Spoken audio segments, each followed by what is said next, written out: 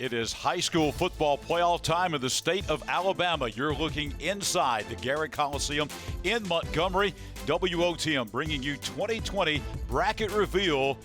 Show coming from Montgomery today. We're going to have every high school football coach in the state of Alabama will be in that arena in just a few moments, and we are going to talk high school football playoffs in the Alabama High School Athletic Association. John Holder and Tommy Wood with you on this Saturday morning, coming to you live as we're going to bring you all the information about the Alabama High School Athletic Association state football playoffs. Tommy will have not only the brackets for classes 1A through 7A, special guests, folks from the Alabama High School Athletic Association. Obviously, this is a different year, so we've got a lot of good information for high school football fans around the state this morning. Well, I'll tell you what, you look back at the summertime when we were worried if we would have a season. Then we thought maybe a half a season.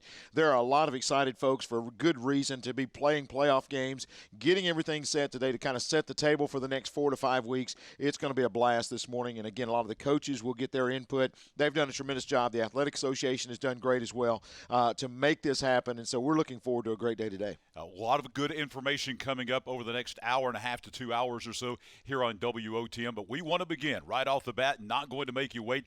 These are the official brackets.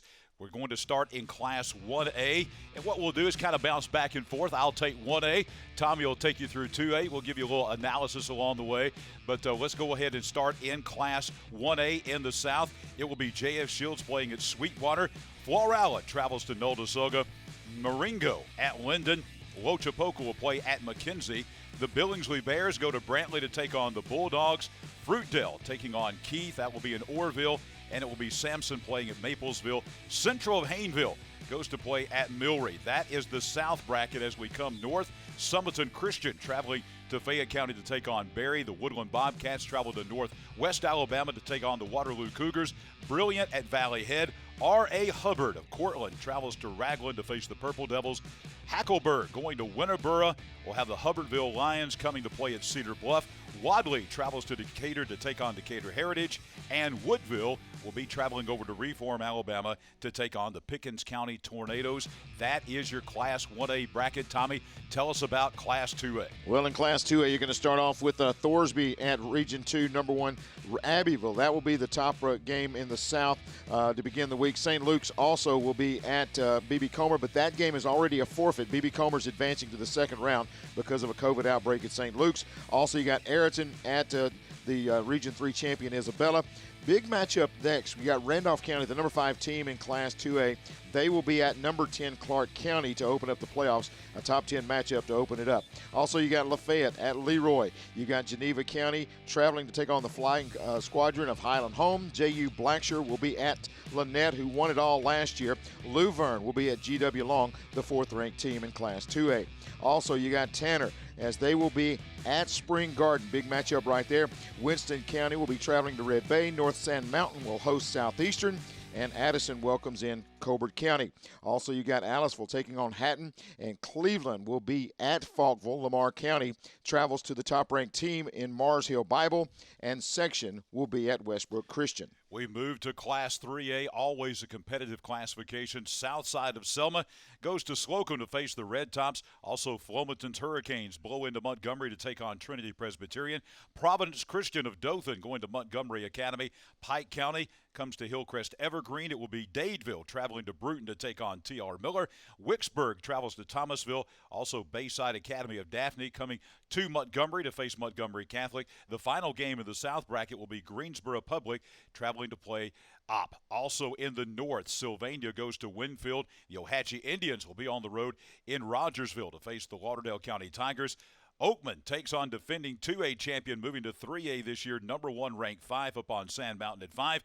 Phil Campbell's the Bobcats come to Walter Welborn in Anniston. Colbert Heights travels to take on defending state champion in 3A Piedmont. Vinemont goes to Rainsville to take on Plainview. It will be Sachs on the road at East Lawrence, and Geraldine's Bulldogs go to Blunsville to take on the J.B. Pennington Tigers. Taking a look at Class 4A now, big matchup to open it up. Alabama Christian 8-2 on the year, taking on West Blockton. Also, Jacksonville played in the state championship last year. They will be welcoming in Jackson. Geneva will be at American Christian. Cherokee County travels to Mobile Christian. Also, the Anniston Bulldogs will be on the road down in Mobile to take on Williamson. Dale County will be at Bibb County. Hanley will host Viger next week at right field. Also, you got St. James welcoming in Montevallo. Randolph will be at the region champ in Class 6 in Region 6, and that is Etowah. Also, Haleyville goes to Central Florence. Dora will be at Madison Academy next week, and Northside welcomes in Deshler. Gordo takes on Brooks next week. Also, you've got Madison County welcoming in Aniana. Hamilton travels to West Limestone. North Jackson will play at Good Hope. Also in Class 5A, John Holder will take it over there. Yeah, Shelby County travels in to take on Pike Road. It will be UMS Wright Prep, your defending 4A state champion from last year, traveling to Holtville in the first round of the 5A playoffs. Rehoboth comes to Demopolis. Sylacauga travels to Mobile to face Faith Academy. Also in Mobile, Talladega will be in town to take on St. Paul's. Carroll of Ozark goes to Selma. Satsuma's Gators travel to Central of Clay County, your two-time defending Class 5A state champions. Also, Marbury travels to face Andalusia. That's the South bracket. In the North, West Point comes to Death Valley to face Alexandria. A.H. Parker of Birmingham goes to Capshaw to face East Limestone. Hayden travels to Gunnersville. Mae Jemison of Huntsville faces Pleasant Grove at Pleasant Grove. Lawrence County of Moulton at Ramsey of Birmingham. Center Point goes to Fairview. Fairfield will travel to take on the Russellville Golden Tigers. And the Boaz Pirates travel down to Leeds to face the Green Wave. That's your 5A bracket. Taking a look at Class 6A, a pretty close matchup right here. Wetumpka 5-5 on the year. They will be at Opelika 7-2. Also, McGill-Tulane will be at Hillcrest Tuscaloosa. Leah Montgomery 6-3 on the year, traveling to a surprising Pelham team. They've had a great year there. Also, Saraland welcomes in Northridge. Spanish Fort 7-2 takes on 4-6 McAdory. Carver Montgomery will be at Stanhope Elmore. Blunt at Hueytown. Also, you've got Arab at Pinson Valley. Shades Valley at Coleman. Minor travels to Lamar Field to take on the Oxford Yellow Jackets, the top-ranked team in Class 6A.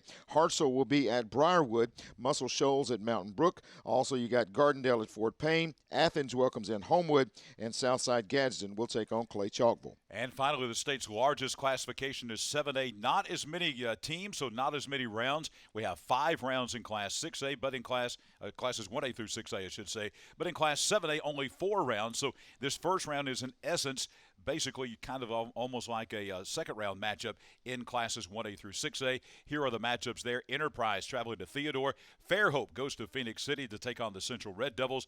Baker of Mobile goes to Auburn. Prattville will face Daphne at Daphne. In the North, Grissom of Huntsville takes on number 1 ranked 10-0 and defending state champion Thompson in Alabaster. Hewitt-Trussville goes to James Clemens. That will be the WOTM AHSAA statewide game of the week next Friday night live.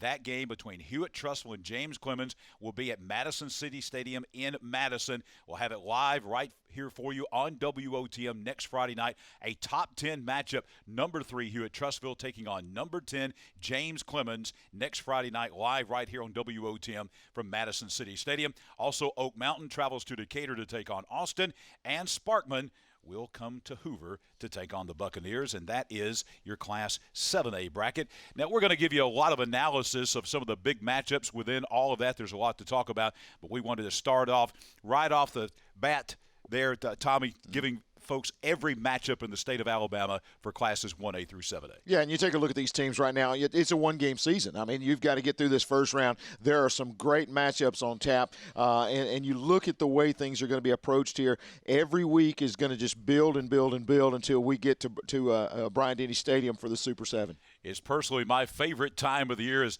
high school football playoff time in Alabama because it's such a big event, and it's such a big event that we're going to go to the Garrett Coliseum in Montgomery right now and speak with the executive director of the Alabama High School Athletic Association, Coach Steve Savarese. Coach Savarese getting ready to meet with all of the coaches from around the state of Alabama. It is an exciting time of year, Coach, and I know you are excited to have every coach in the state of Alabama about to be in one place there at the Garrett Coliseum and talk some high school football playoffs. Good morning, Coach. Good morning, John. How are you today? We're doing great this morning. Coach, just tell us about this. Is the change in format. Normally they come to the High School Athletic Association office. This time they're going to be at the Garrett Coliseum all in one meeting this morning. Yes, sir. We usually have two meetings the first week due to the fact we have over 200 teams participating in the first round of the playoffs. We're very grateful to the city of Montgomery allowing us to use Garrett Coliseum where we can socially distance and still conduct a meeting in person. So we have some sense of normalcy in this abnormal world at this time.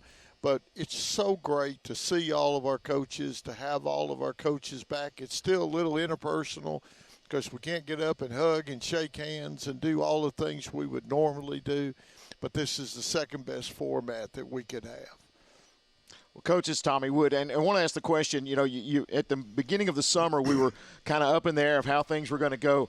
How about these coaches and the way that you guys have pulled this off and about, a lot of folks thinking maybe we can get through half a season, but to get to this point is such an exciting time. Well, it is, and we, as we said in the beginning, Tommy, we were going to take it day by day, week by week, and base it on current information. I'm not so sure information won't change again before the end of playoffs. We still have 5 weeks to go. Our governor is coming out with a new order this week along with our state health director. So, again, we adjust, we adapt, we continue to encourage to follow the protocols put forth. But we're blessed to be here today. I'm thankful we couldn't be here today without all of our member schools, the wonderful job that they've done, the administrators, the coaches, the parents, the students. Last night we went to 2 games. We went to Pelham and Homewood first. And I went through Pelham's locker room, and their coach, Tom Causey, literally goes through after every practice, stays late at night, and cleans the entire locker room, sanitizes helmets, shoulder pads. It's amazing to watch what he's done. So all the sacrifices that our coaches have made to be here today, well, those sacrifices have allowed us to have the opportunities we have. Coach Savarese, I believe the number from Ron Ingram, Director of Communication with the AHSAA, is that throughout this 11-week season that we had in the regular season, 92% of the games were played in Alabama. That is phenomenal. I don't know that anyone else in America has handled the high school athletic season so far like the Alabama High School Athletic Association has. You credit a lot of folks there, but I'm telling you, this is really a great effort by everyone in the state to make that happen. 92%, Coach, that's a phenomenal number. Well, our staff has done an unbelievable job, and I'm blessed to work with the tireless individuals. Because if you remember back March 13th, March 16th, when schools all shut down across the state of Alabama, we were preparing for April, hoping to come back in April for our spring sport athletes, and things have changed and changed. Then we just wanted to have workouts. Then we were able to have a little 7-on-7 in the summer. But all of our schools being able to work out. And then to start the season, we felt things weren't really going to change necessarily than what they were in August, and allowed our schools to start on time. And we're like you, John. We were hoping to get through 1, 2, 3 weeks, see how it would go. And we have all been blessed because of the great job our coaches have done, our administrators and our athletes, to be where we are today. We're confident that we're going to continue. They're going to continue doing the great job they're doing, and we're going to be at Bryant-Denny Stadium in December for our Super 7. And we're looking forward to it, Coach. One thing we want to mention that folks tune in today, the old days of walking up, buying a ticket at the stadium, that's something we need to address today and talk a little bit about how folks can get these tickets and really make sure that everyone is aware that these are all digital this year, and that's another great precaution. Well, thanks, Tommy, and thanks for bringing that up and allowing me to expound on that. Generally we use paper tickets for games, and we would give those paper tickets to the schools today. They would have to send them back to us. We have to audit every ticket that's sold. We sell 1 million tickets over the 5 weeks of playoffs. We have to count every ticket, and our staff does that, where we can't allow tickets to come back into our office being touched by someone else, cash be exchanged at the gate. gate workers touching cash from so many different people are giving tickets, and the chance of exposing more people to COVID. So taking the precautions, we went to a digital platform. It works seamlessly off of a smartphone. We're very grateful to GoFan for this technology. We've been using it for years, never knowing we would have COVID. I don't know about you, John, but I wasn't around in 1918. My son-in-law, he accuses me of being around in 1918, so I should have learned from this. But, we've all learned on the go. But I'm grateful that we have this digital ticketing platform. And one other component is we will have limitations, 33% of the capacity of the stadium, and that includes standing room, auxiliary bleachers, but 33%. That's today. If the governor's order changes it tomorrow, we will change accordingly. But we're at 33%, so our first goal is to get the essentials in the game, and that's parents of the band, cheerleaders, the players. We want the grandparents to be able to get in, so we will allow the school to sell tickets for 2 days, starting Sunday at 1 o'clock, and then Tuesday morning at 8 o'clock they go on sale to the general public. And when they're sold out, they're sold out. So we encourage people to look on our website for the latest ticket information. Coach Savarese, that is some great information there for our high school football fans across the state of Alabama this morning. Thank you for taking some time. I know it's a busy morning. This is a hectic time. And thank you for spending a few moments with us here on WOTM to talk about the high school football playoffs. Coach, best wishes to you and the staff and all the coaches and administrators around the state of Alabama as we begin the playoffs coming up next week.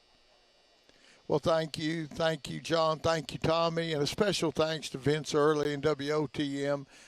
Y'all have made it so fantastic. Having you as a partner with the AHSAA, I told Vince he has a lifetime contract. And he said, Coach, I'm going to take advantage of that. But y'all have been great. Thanks for covering our games. Thanks for what you do for our student athletes. You got a big game on this week with James Clements and you at Trustful. 2 outstanding teams. We look forward to having you at the Super 7, and we are so grateful that you are our partner. Coach Savarese, thank you for the time again this morning. Coach Steve Savarese, Executive Director of the Alabama High School Athletic Association, joining us here on WOTM on our Bracket Reveal Show. And Tommy, some really great information there from Coach Savarese, particularly about the tickets and the stadium capacity limitations. We'll talk more about that. We're going to peek in live to his charge, some of the things he's going to be telling the administrators and the coaches a little bit later on. But I think that was some really good information from Coach. Oh, absolutely. And this is going to be a time this morning. We give you plenty of information to digest over the weekend. So we've got a lot of things to talk about. Let's take a look at our brackets one more time. And, John, we'll take a look at Class 1A. Well, in Class 1A, we'll spend a little time here talking about maybe some of the top matchups that are coming up around the state of Alabama. But you begin in the South. Those are the brackets you will see at the top. The top is the South bracket. The bottom will be the North bracket. J.F. Shields playing at Sweetwater. Florala at Notasulga. Marengo traveling in to take on Linden. Lochapoka at McKenzie. Billingsley at Brantley. Fruitdale playing at Keith. Also, we'll have Sampson playing at Maplesville and Central of Hayneville at Milry. One of the things I like as we look at that North bracket right there, Tommy, is you always get kind of some new blood in there. You got the traditional powers like your Sweetwaters and your Lindens and Brantleys and Maplesville. But then you got some teams that we're not accustomed to seeing make a lot of big playoff runs. People like Central of Hayneville and J.F. Shields. Well, and you got teams like that gets the entire community excited about high school football. And after the year that we've had in 2020, that is something that every community needs, that little boost. And I think, like you said, some of these new teams getting in here will be a huge role in the community, the way that they feel about high school football.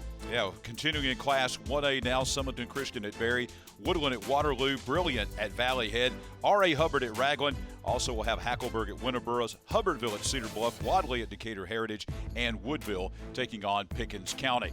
Tommy, take us through the 2A bracket here. Some great football teams and some great matchups, even in the first round coming in Class 2A. Well, you got Thorsby traveling to Abbeville to open up the first round there. St. Luke's was scheduled to take on B.B. Comer. They have a COVID issue there, so that is going to advance B.B. Comer into the second round out of Sylacauga. Also, Ayrton will be at Region 3 champion Isabella. Randolph County and Clark County, very interesting matchup there. Randolph County was ranked number 1 a few weeks ago. They're down to number 5 in the last poll, and the Clark County coming in at number 10. So that is a top 10 matchup in round 1. Also in the South bracket, you got Lafayette at Leroy. Should be a good matchup there. Geneva County will go to Highland Home. Lynette, last year's defending champion, they will welcome in J.U. Blackshear. Also, you got Luverne traveling to G.W. Long. In the north, Tanner will be at Spring Garden.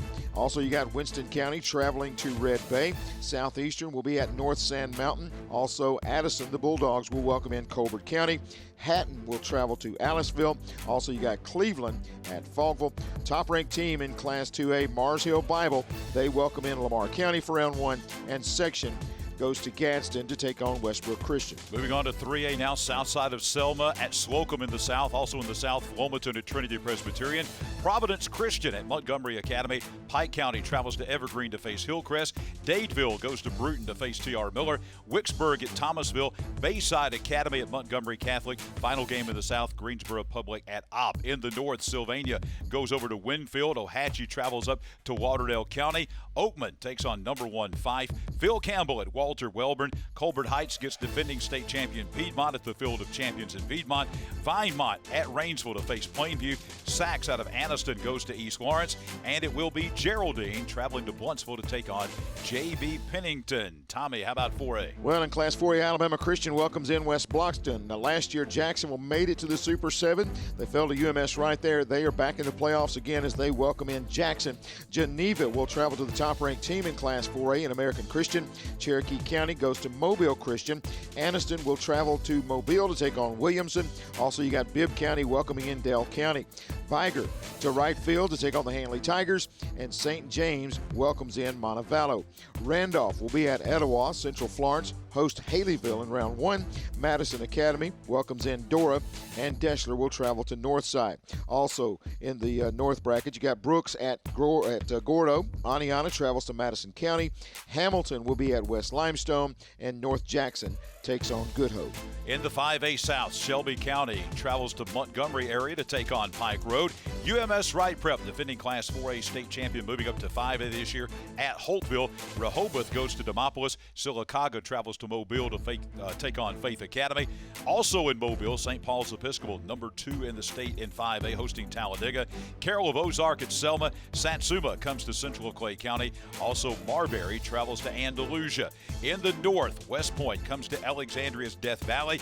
A.H. Parker goes to East Limestone. Hayden travels up to Gunnersville. May Jemison of Huntsville playing at Pleasant Grove. The Lawrence County Red Devils at Ramsey's Rams. Centerpoint plays at Fairview. Fairfield goes up to Russellville. And the Boaz Pirates come in to take on the Leeds Green Wave at Homer Smiles Field in Leeds. In Class 6A, starting with the South bracket, you got Wetumpka traveling to Opelika as they take on the Bulldogs there. Hillcrest Tuscaloosa welcomes in McGill-Tulane. Lee Montgomery will be at Pelham. Also, you got Saraland hosting Northridge. Region 4, the fourth-ranked team there, McAdory, goes to Spanish Fort. Helena hosts Carver. Also, you've got Hueytown as they welcome in Blunt. Stanhope Elmore travels to Eufaula. Arab will be at Pinson Valley. Coleman will host Shades Valley. Minor goes to the top-ranked team in Class 6A, the Oxford Yellow Jackets. And Briarwood Christian will host Hartselle. Also, Muscle Shoals goes to the number 2 team in Class 6A in Mountain Brook. Fort Payne will host Gardendale. Homewood at Athens.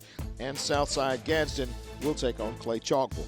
And finally, in Class 7A, Enterprise travels to Mobile County to face Theodore. Fairhope comes to Phoenix City to take on the Central Red Devils. Baker at Auburn. And the final game in the South will be Prattville traveling to Daphne. In the North, Grissom comes to take on defending state champion and number 1 ranked Thompson. Hewitt Trussville at James Clemens. Again, that will be the WOTM AHSAA Game of the Week from Madison City Stadium in Madison. Live right here on WOTM, 7 o'clock on Friday night. Number 3, Hewitt Trussville. Number 10, James Clemens. Also in the North, Oak Mountain travels to Decatur to take on Austin. And the Sparkman Senators will be taking on the Hoover Buccaneers. and that is all 7 classifications, every playoff game in the state of Alabama. More special guests lined up now. We're going to take you back to the Garrett Coliseum in Montgomery. Associate Director for the Alabama High School Athletic Association in charge of football is Alvin Briggs. And Alvin is standing by with us. Good morning. Glad to have you with us here on our Bracket Reveal show on WOTM. Good morning. It's a great feeling to be here, too. Coach Briggs, let's talk a little bit about the format this morning. You're about to meet with every coach and I think every principal in the state of Alabama of every team that's in the playoffs. That's over 200 schools that'll be represented there. Just tell us about what will happen at that meeting this morning. Yes, we have 208 teams that have qualified for the playoffs who will be here this morning, and we're just going to outline the next 5 weeks and what to expect and what's going on in the meeting. The biggest thing is that we're here. You know, who would ever thought when we started in June the 1st that during the pandemic that we would be here getting ready for the football playoffs. You know, volleyball just finished last week, and it was spectacular. And now we're getting ready to start our football playoffs. And, you know, that means our schools and our communities in the state of Alabama have done a great job. You're talking a little bit about everybody being at Garrett Coliseum this morning. Talk about some of the logistics you had to work out different from years past. You've been doing this a while, and talk about how the situation that we're in caused the changes and how you've adjusted. Yeah, we're used to a more intimate setting at our office where we have 2 separate meetings. But because of the pandemic and doing the social distance and doing our part, we asked the Garrett Coliseum here if we could host our meeting out here, the perfect venue to spread out social distancingly and still meet with our coaches and meet with our schools and have that intimate, still have that intimate meeting with them and congratulate them and be ready, you know, to go, you know, the next 4 or 5 weeks and talk about playoffs. Obviously, this is a different year in a lot of ways. You always have a big checklist at this meeting that you're going down, covering every minute detail that could possibly happen to make sure that these coaches and administrators know what's going to happen and what to expect and what the expectations are from the Alabama High School Athletic Association and hosting a playoff game. But this year, there are some other additional guidelines that you have to pass along. So tell us about some of the other things related to the COVID-19 virus that you'll have to pass along to the coaches and administrators. You know, for the first time in playoff history, we're going to a paperless ticket. So every ticket is online. We got the limit capacities to follow the governors and the state director, Dr. Harris, guidelines for us, you know, continue to social distance. You know, the National Federation extended the sidelines. Make sure our coaches continue to follow those guidelines. You know, we continue to do what our coaches have already done with a few additional ones. You know, like I said, we're going to limit the capacities for each stadium. You know, so we've got to go over that and how you do that. And the biggest thing is how to get the tickets to our fans. One thing I want to mention, so many things have changed. I know the one thing that's constant right now are these coaches are so excited about getting to the playoffs, and as they're filing in this morning, there's got to be a lot of happy men to still be playing football. It is. You know, this is the exciting part. You know, the first thing I'm going to do this morning is welcome and congratulate them. Like I said when we first started, what a wonderful thing. Whoever thought we would be here today on Halloween getting ready for playoffs? I mean, you know, it's kind of ironic. It's Halloween, trick or treat, you know, with the year, you know, 2020, just to be able to celebrate the great things that our schools have done thus far is just amazing. Coach Briggs, they're about to start things down there, and I think you're first up, so we're going to let you get up there and talk to the coaches and administrators. Thank you for the time this morning here on our AHSAA Bracket Reveal Show. No, thank you for what y'all doing, being here and letting every school see what's going on with our bracket reveal and all those things we're doing. It's great, and we really appreciate you. Thank you.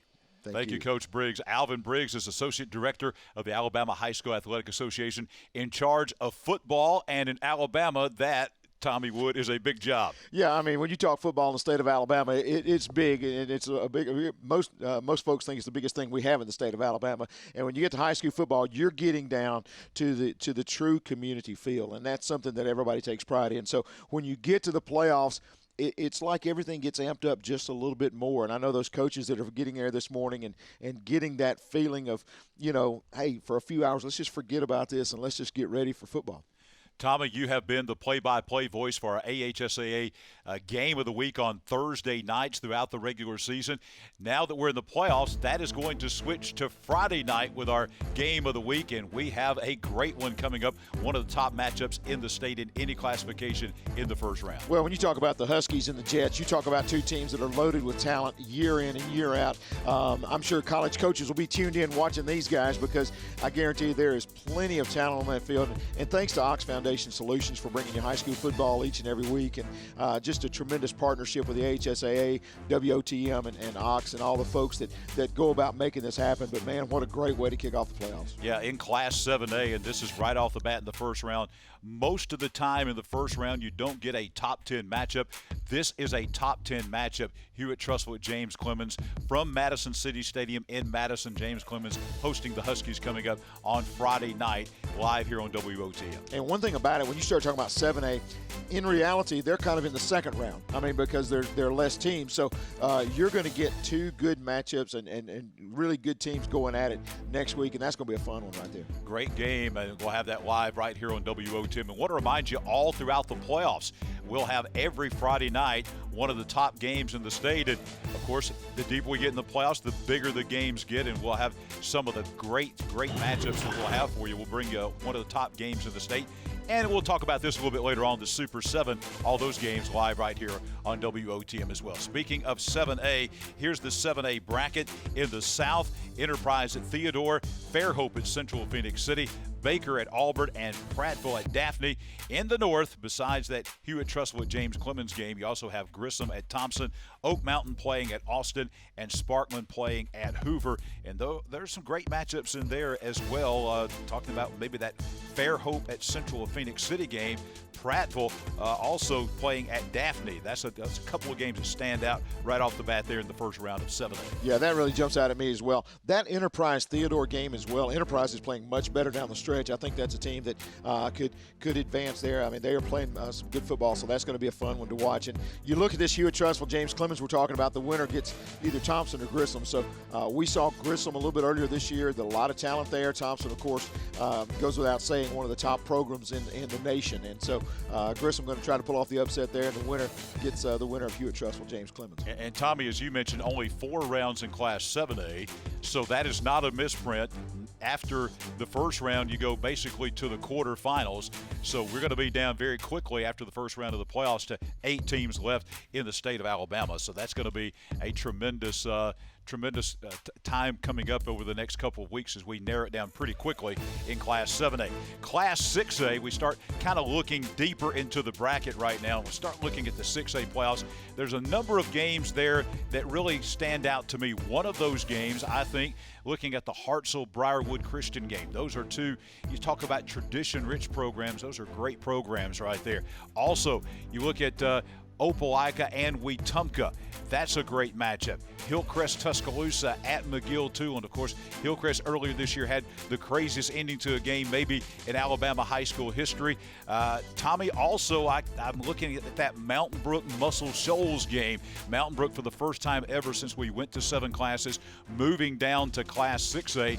They were the number 1 team for a while, and now they're still the number 2 team. And, of course, Muscle Shoals, a perennial power. What else stands out to you there in 6A? Well, I was also looking at Mountain Brook and Muscle Shoals game. But what about ARAB? The coach, Lee Osment, the job he has done at ARAB, getting him in the postseason, taking on Pinson Valley, a new coach there. So, again, a very interesting matchup there in the opening round.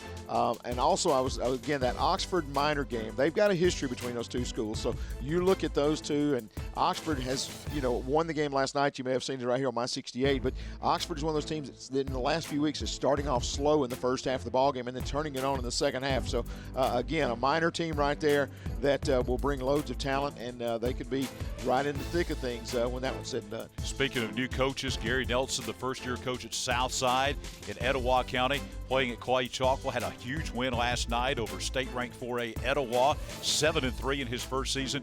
Then you look over there at McAdory. Bart Sessions, battling the coronavirus himself, had a tough time in the hospital for several days, now out and raring to go, and in the first round of the playoffs, they get Spanish Fort. How about that? And on the other side, you got Wetumpka and Opelika. They've played a few times, and they don't really send each other Christmas cards either, so that's going to be a fun matchup there in the first round. And that is a great matchup between Opelika and Wetumpka. For so many years, as you pointed out, Tommy, they were in the same region with each other. So there's a rivalry aspect. You don't get a lot of maybe rivalries in the first round of the playoffs. You usually get teams that are on the other side of the state from each other. But because of the way the regions worked out this year, you're going to get a rivalry right off the bat in Opelika and Wetumpka. What a season by Pelham as well. They have really gotten up off the mat and had a great season in Class 6A. Let's look at 5A, what it's shaping up right now. And again, John, you see that Pike Road team up there, the undefeated, taking on Shelby County. That is a very good football team at Pike Road. Yeah, Pike Road is a team that, 4 years ago, did not even exist, didn't have a football team. Then they were in Class 3A, very competitive in 3A, made a 2-classification jump in the last reclassification, I should say, from Class 3A all the way to 5A, and they're undefeated and have been dominant, the number 7 team in the state. One thing interesting about that, you see UMS Wright Prep won, 3 consecutive state championships in Class 4A, moved up to Class 5A this year, and they are on the road in the first round playing at Holtville.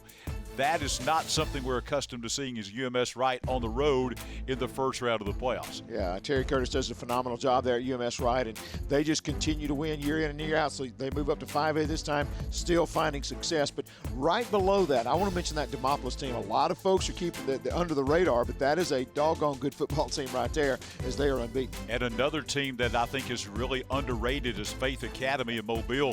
Sylacauga with first-year head coach Andrew Zhao. They have been a very good team as well. Sylacauga is a very dangerous team in Class 5A, going to Mobile to take on Faith Academy. On the other side of the South bracket, of course, St. Paul's just a phenomenal team as they have been up for the task every week. They have a huge offensive and defensive front, got some players committed to UAB.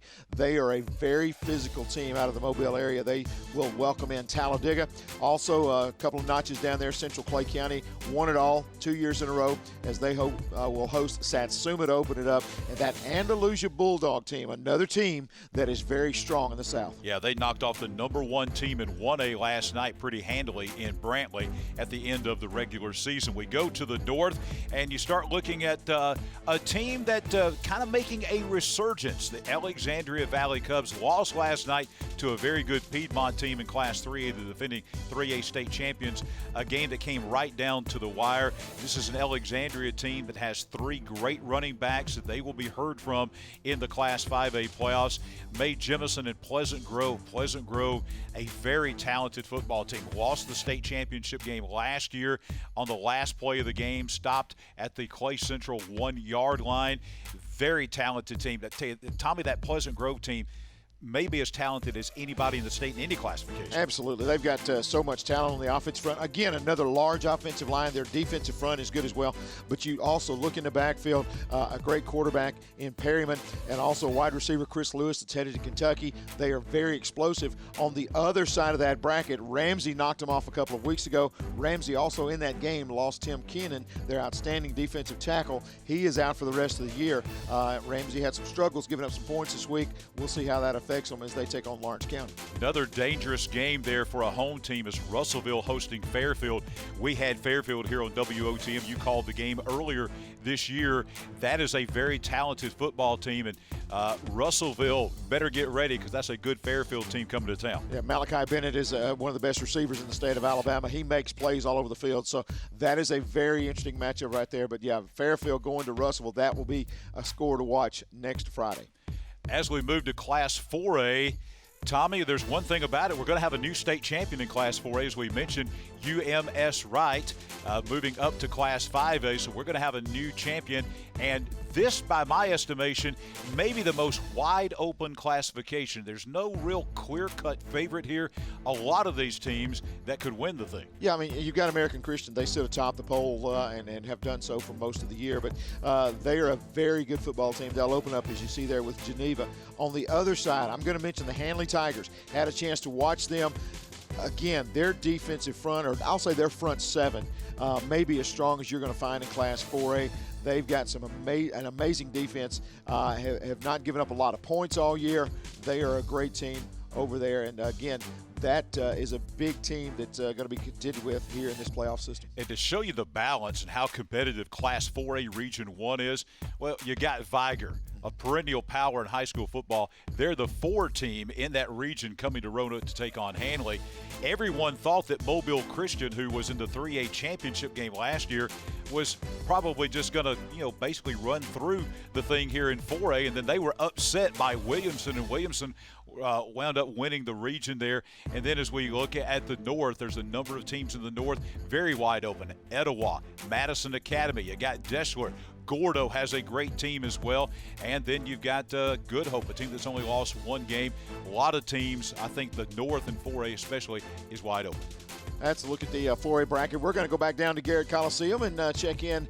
And I believe Alvin Briggs has got things underway, so we'll check with him. Ones in the country to start playing on time. And it's something that we ought to be excited about for the next 5 weeks. It's going to be a whole lot of fun. So let's put some smiles on our face and get ready to have a whole lot of fun. Talk to your fellow coaches, see what each other's been doing. It's about the joyous times of being in the playoffs and having our students and our communities to have something to look forward to. At this time, I would like to introduce Mr. Steve Sagareese, our Executive Director. One housekeeping thing before he comes up, guys. Jacks were able to give us the biscuits and everything. Let's make sure we put everything in the trash. This is not our house. We need you to clean up behind each other. Help us out so we can come back next week and be able to do it. We don't want them to tell us we can't come back because we're not cleaning up behind each other. Thank you. Thanks, sir. Good morning, everybody.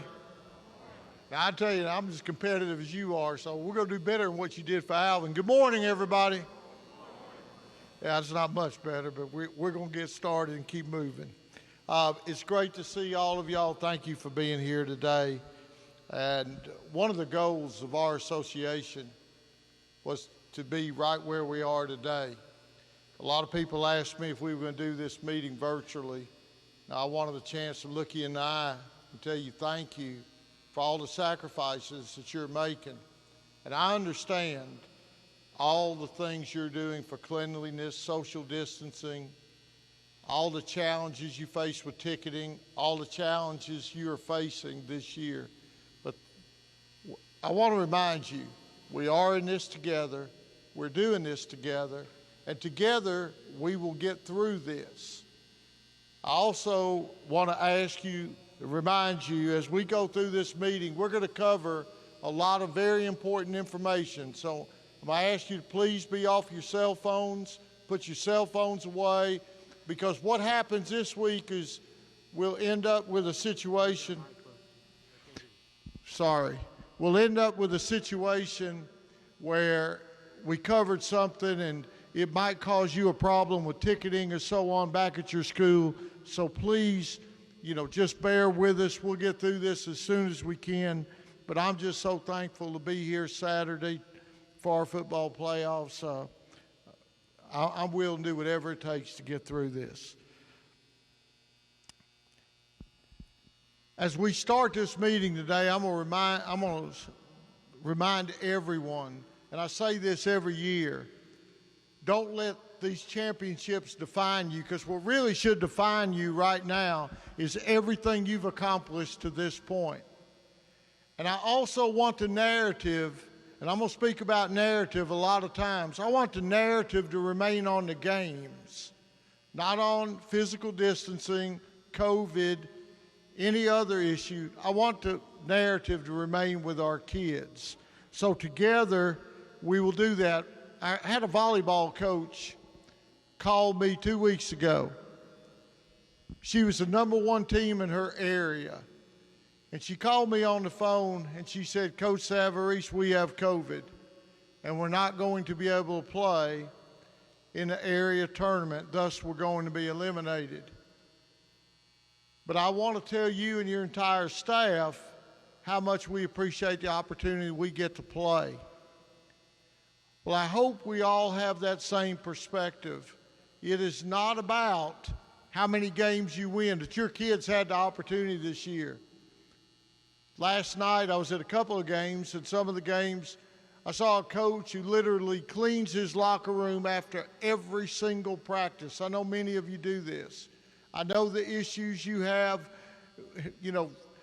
fumigating your locker rooms, keeping everything clean. I know what you face in the classroom every day. So thank you. And we're all appreciative we're here. You didn't have to fill out a voucher today. One of the reasons you don't have to fill out a voucher, it's all online. Everything's online now. You go back, all you've got to literally do is put the name of your school in. Everything else calculates itself. It should be very simple for you. So when you get back, you fill out that voucher, one voucher per school, fill out that voucher. It looks just like this. I know a lot of you can't see it. You're so far up. Y'all don't sit up there close to that asbestos next week. But this is the form, all online. All you got to do is put your school on there, sign it, and it'll calculate itself. I'd like to welcome our Central Board members here. We have so many. I'll start all the way down at the end. We have Jamie Chapman, Superintendent, Pickens County, Mike Welch, future Superintendent of Cherokee County. We have Larry Raines. Larry Raines is from the State Department of Education. We have the President of the Central Board of Control, the newly elected Phillips, Dr. Farrell Seymour. Dr. Seymour is the principal of Opelika High School. Kim Keel. Kim is the principal of Pelham High School. She was former athletic director. Last night received the Making a Difference Award from the association. And we have Pam Holloway, assistant principal coach from Dadeville High School. Please give them a round of applause and thank them for being here and all they do. I'd like to thank Jack's, our sponsor, again for providing the food. I really appreciate, they've been awesome over all the years. I also want to recognize former executive directors Dan Washburn and Bubba Scott. Mr. Washburn's generally been at this meeting. With COVID, he is not here today, but he's doing well. He's asked me to send his regards to y'all. So I'm very appreciative to all the things those gentlemen have done, allowing us to be where we are in athletics in Alabama today. All right, I want to go over with you first our online packet. Now, when you get back, you will have a packet in your online on our website. It's all this information right here. Now, I'm going to go over it with you just to let you know this is not the brackets, but it's a package you will have. Before I do that, because I'm going to ask Ron Ingram to come up, give you a couple of tidbits about this season, and then Ron has to leave for a second, and he'll be back. So please welcome Ron Ingram. Thank you, Coach. First off, I just want to tell y'all congratulations on this year of perseverance. Just as a note, of the 208 schools represented today, 41 of you forfeited at least one game this season due to COVID-19. 103 of your schools received a forfeit due to COVID-19, but you all persevered and you're here, and congratulations. And what I want to talk to you about quickly is the media.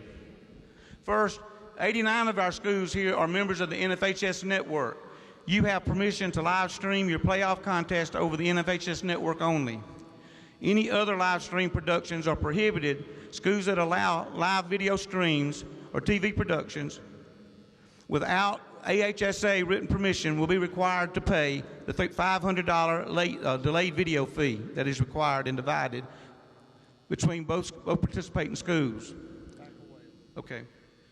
Schools, please be persistent in protecting these rights for you, because this is your money. And we also ask you to be persistent in protecting your players and coaches by following the following guidelines. All media attending your contest must have an AHSAA 2020-21 permanent credential or a 2020 playoff event credential. They must contact your school in advance of their intentions to attend and receive approval from your principal. Please put their names and affiliations on the list at the pass gate and have each sign in.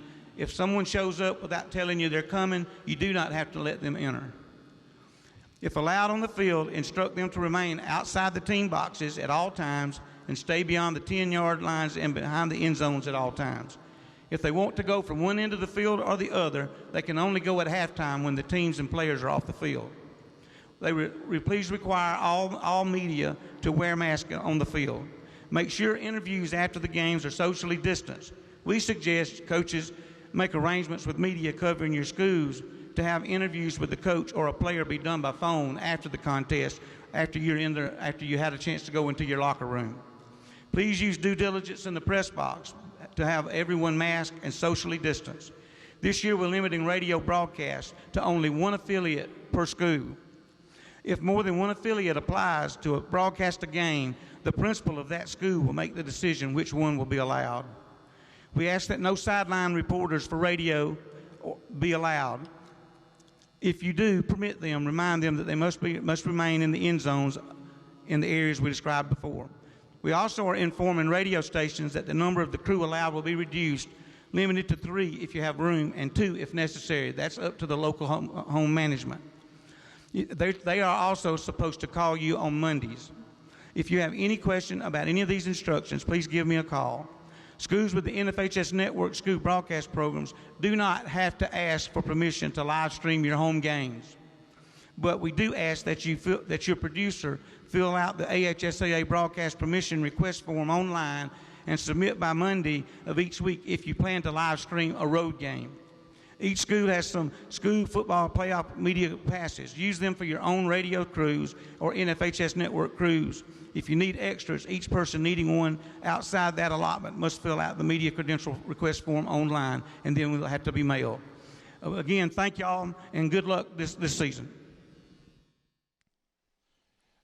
All right, some great information there, and you kind of have a feel for why they have this meeting, why they bring every coach in the state of Alabama into this meeting. I think most of the principals are there as well, Tommy. Just a lot of very detailed information. That's the thing that I always take away from this meeting is they get down to the details. That was probably a lot of things that the average football fan had no idea that goes on. Just really good detailed information this morning at the Garrett Coliseum. Yeah, I mean, you're exactly right, because a lot of folks have never understood how the radio stations get the rights to carry a game or any of the aspects that you just heard. And a lot of these are changing over the last few years. I mean, in years past, as many radio stations that wanted to pay the fee could show up and do the game. Now they're saying only one per team. And so that's going to be a thing. You've also got, John, you and I know that in the world of radio, sometimes you've got an entourage around some of your announcers, and they bring about 4 or 5 people. That's not happening anymore. 3 at the most. Most of the time, it's going to be 2 people. So a lot of information is shared with these schools right now. As far as you hear Ron talking about the media and how that's going to work, social distancing, no sideline reporters, a lot of the things that the AHSAA is really doing this time is taking the necessary precautions so that we can keep playing. I mean, that's what it all boils down to. Before we checked in with Coach Savarese and Ron Ingram, we were running through kind of a detailed look at the playoff brackets, and we left off with Class 3A. So let's take a look at the 3A brackets. And really, this has been for the last several years now, the better part of getting close to a decade, Tommy. In the South, Class 3A Region 1. In the North, Class 3A, it's Region 5. The number has kind of changed between 5 and 6 over the years, but basically it's around that Anniston-Gadsden area of northeast Alabama. And again, we're seeing that to be true. A lot of powerhouse teams in there. I want to talk about first Class 3A Region 1. You've got Flomaton, who is the number 3 team. I think this shows just how strong this region is. They were number 1 for much of the season. A team that has been in the state championship game just a couple years ago. They won it, and now they're the number 3 team in this region, traveling to play at Trinity Presbyterian. And then you start looking at folks like T.R. Miller, also from that region, Bayside Academy, and Hillcrest Evergreen. Tommy, again, Class 4A Region 1 in the South is a very strong region, top to bottom. And when you've got a 3 or 4 team coming into your place out of that region, you've got a good football team. Well, and you've got Flomaton coming in. They're 7-2, and they are at Trinity Presbyterian. Both teams are 7-2, so that is a matchup I've already circled. That should be a great game right there down in the Montgomery area. And when you go to the north and look at Class 3A Region 5, defending state champion Piedmont is in there. I'll tell you how this region came out. It was a 3-way tie for first, and it had to be broken by tiebreakers. Piedmont beat Walter Wellborn. Walter Wellborn beat Ohatchee. Ohatchee beat Piedmont. The losses for those teams, Wellborn's only loss came to Piedmont. Piedmont's only loss to Ohatchee. Ohatchee's only loss came to Walter Wellborn. Lauderdale County sitting up there, they're bringing in a number 3 team out of this region. That number 3 team, Tommy, is the number 2 team in the state in Class 3A. Yeah, I mean, this is unbelievable how it always shakes out. It seems like this year in and out and year out. And a lot of folks, when they heard about Fife moving up to 3A, they said, okay, it's Fife and Piedmont. Not so fast, my friend. I'll go Lee Corso on you because there are a lot of good teams in the northern half of 3A. And don't leave out the Sacs Wildcats. That's a number 4 team out of that 3A Region 5 going to take on a region champion at East Lawrence. And don't count out the Wildcats. They're 7-3. Guess who their 3 losses were to? Ohatchee, Walter Wellborn, and Piedmont, a very good football team that will be going up to Trinity to take on Bull Culver and the East Lawrence Eagles. Yeah, that's going to be a very good bracket. When you start talking about the northern half of 3A, each week you're going to go in there and you're going to see some great teams still alive and some great teams that are starting to pump up the basketballs because there is so much talent and so many great programs going head-to-head in the northern part of 3. We go to Class 2A, and we will begin in South Alabama. And again, I really want to talk about, we start talking about this region here. B.B. Comer is a team that I think is kind of the surprise team that's kind of taken everybody a little bit by surprise. They moved down from 3A to 2A. This is a team, especially lately, Tommy, they knocked off Randolph County very impressively, 30-0 just a couple of weeks ago. We're going to go to St. Luke's to play. St. Luke's has already forfeited because of the coronavirus. So they're already going to move on to the second round. But then also in that region, look at Randolph County. This is a team that was the number 1 team in the state in Class 2A 3 weeks ago. Now they're the number 3 team in the region going to play at Clark County and Grove Hill. So again, that Class 2A Region 4 is very strong as well, not even counting some of the other teams in there like Lynette and Lafayette. Yeah, I mean, you look at Randolph County with 2 losses. B.B. Comer, very surprising, as you said, 8-1 on the year, and that region is very strong. And you talk about Lynette, of course, a powerhouse program in Class 2A. They won it all last year in the Super 7. So much talent on that field. And also, you talk about the way that they have their program built. It's not only this team, it's year in and year out that they keep turning out some incredible athletes and just a phenomenal program down there with Coach Story and his crew. Well, Lynette and Mars Hill Bible met for the 1A championship last year at Jordan-Hare Stadium. A lot of thinking out there is that could happen again in the 2A championship this year as both teams move from 1A to 2A. That could happen at Bryant-Denny Stadium. You start looking at the North in 2A. Mars Hill Bible right now, I think you have to say, is the number 1 team in the state, and they've been very impressive, but they've been battling some COVID-19 issues. And you start looking at the rest of Class 2A in the North, and you start looking at a North Sand Mountain team that's playing very well right now, a Spring Garden team that is also playing very well. Also, Westbrook Christian sitting there at 9-1. And don't forget some teams out of that same region with Mars Hill Bible. For instance, I'm talking about Red Bay and Colbert County. That's a very strong region there in Class 2A Region 8. Well, you talk about teams playing well late, and that's something that we hadn't really touched on during this program. But without a spring practice, summer was kind of crazy to begin with. And as the season has gone on, you're seeing a lot of teams now that are just starting to solve a lot of personnel issues, and they're playing much better down the stretch. And to me, that is going to make these playoffs more unpredictable than ever. I think that 2A Region 8, you're going to see those teams go a long way, talking about Mars Hill Bible, Colbert County, and also Red Bay. Now we go to Class 1A again. We're not only going to see a new state champion in Class 1A, we're going to see a whole new Super 7. Both teams that were in the 1A title game last year, as we mentioned at Jordan-Hare Stadium, moving up to Class 1A. So at Bryant-Denny this year, we're going to see two new teams in there. And the South, let's just be honest with you, the South is loaded, Tommy, with great football teams, perennial powers in small school football in this state. Sweetwater, Linden. You start looking at Brantley, Maplesville, just a lot of great football teams down in the South, really top heavy as far as powerhouse teams. You start looking at the ASWA rankings, and at the top of those rankings is South Alabama 1A teams. I mean, they're all over the place. And one matchup I am interested to see right here is when Florala goes to Notasulga. Florala 8-2 on the year. Notasulga is 7-1 coming in. That, to me, is one of the key matchups in the first round. That will be a great game as well. And we go to the North, and the North right now, I think probably of all 7 classifications, if you break it down North-South, I think 1A North is the most wide open. I don't think, Tommy, that there is a clear-cut favorite here. Decatur Heritage has a good football team, but this literally could be any of those teams right there. Pickens County, of course, has kind of been the dominant team in the North, one of the dominant teams in the North the last couple of years.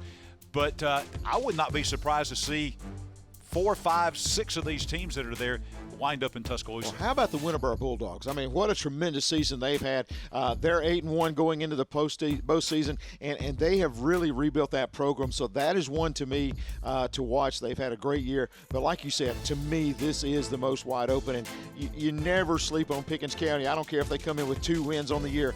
They are one of those teams that get red hot in the playoffs, and year in and year out, they are right there at the end. You spoke about Winterboro there. First-year coach Skylar Mansfield was an assistant coach at Lincoln coming over. That's one of the better first-round matchups, Hackleburg and Winterboro. Another great first-round matchup is Hubbardville playing at Cedar Bluff. And another one that strikes me as interesting will be at Joan Ford Stadium in Raglan. Raglan very quietly putting together a 7-2 season, bringing in the R.A. Hubbard Chiefs out of Cortland. So some interesting first-round matchups there. We might see some proverbial upsets there in Class 1A in the first round. Yeah, I mean, it's going to be great, and I cannot wait to see how that shakes out. But, of course, you know what we're shooting for. That is a trip to Bryant-Denny Stadium for the Super 7. And right here, WOTM is your exclusive TV home for all AHSAA championship events. We'll be at Bryant-Denny Stadium that first week of December to crown some state champs. Also, don't forget, we've got your finals in basketball as well, softball and baseball. We do it all right here at WOTM, your exclusive TV home for all of these championship events. That will be the place to be for the Super 7 championships at Bryant-Denny Stadium. There's going to be some limitations on the attendance to the games at Bryant-Denny Stadium, but you don't have to worry about that at all because we will have all 7 state championship games beginning on Wednesday night. Then we've got 3 games on Thursday, 3 games on Friday. All of those games will be live right here on WOTM. Well, and you spoke about the limitations, so there will be a lot of folks that want to watch this that may not have WOTM on your cable provider. You better call them right now. Yes. Tell them to get in touch with those cable folks and say, look, it's time to add WOTM. We want these games seen by everybody in the state of Alabama, so spread the word. Call your cable provider and say, hey, it is now time to jump all on board this because you get the playoff games leading up and then, of course, the games from Bryant-Denny Stadium. And you talk about the road to Tuscaloosa, the road to Bryant-Denny Stadium. We've got 4 weeks of playoffs in classes 1A through 6A, 3 rounds of playoffs coming up in 7A. One of those 3 rounds of 7A playoff action will be this coming Friday night, and we're going to take you not only to the Super 7 and all of those games, but we're going to give you a key game every week live each week leading up to the Super 7 live right here on WOTM beginning this coming Friday night. Hewitt-Trussville, the number 3 team in 7A, on the road playing at number 10 James Clemens at Madison City Stadium in Madison. That will be next Friday night, November 6th, live at 7 p.m. here on WOTM. Yeah, both teams are 8-2 coming into this game and come from very good regions. And that's the thing about it is they play good football at both of these regions. So that shapes up to be just an incredible game. And looking forward to seeing that one again, the Huskies and the Jets coming up next Friday. We're going to take you back to Montgomery. There's the look at the Garrett Coliseum, and then we'll be back with more of the Bracket Reveal Show here on WOTM.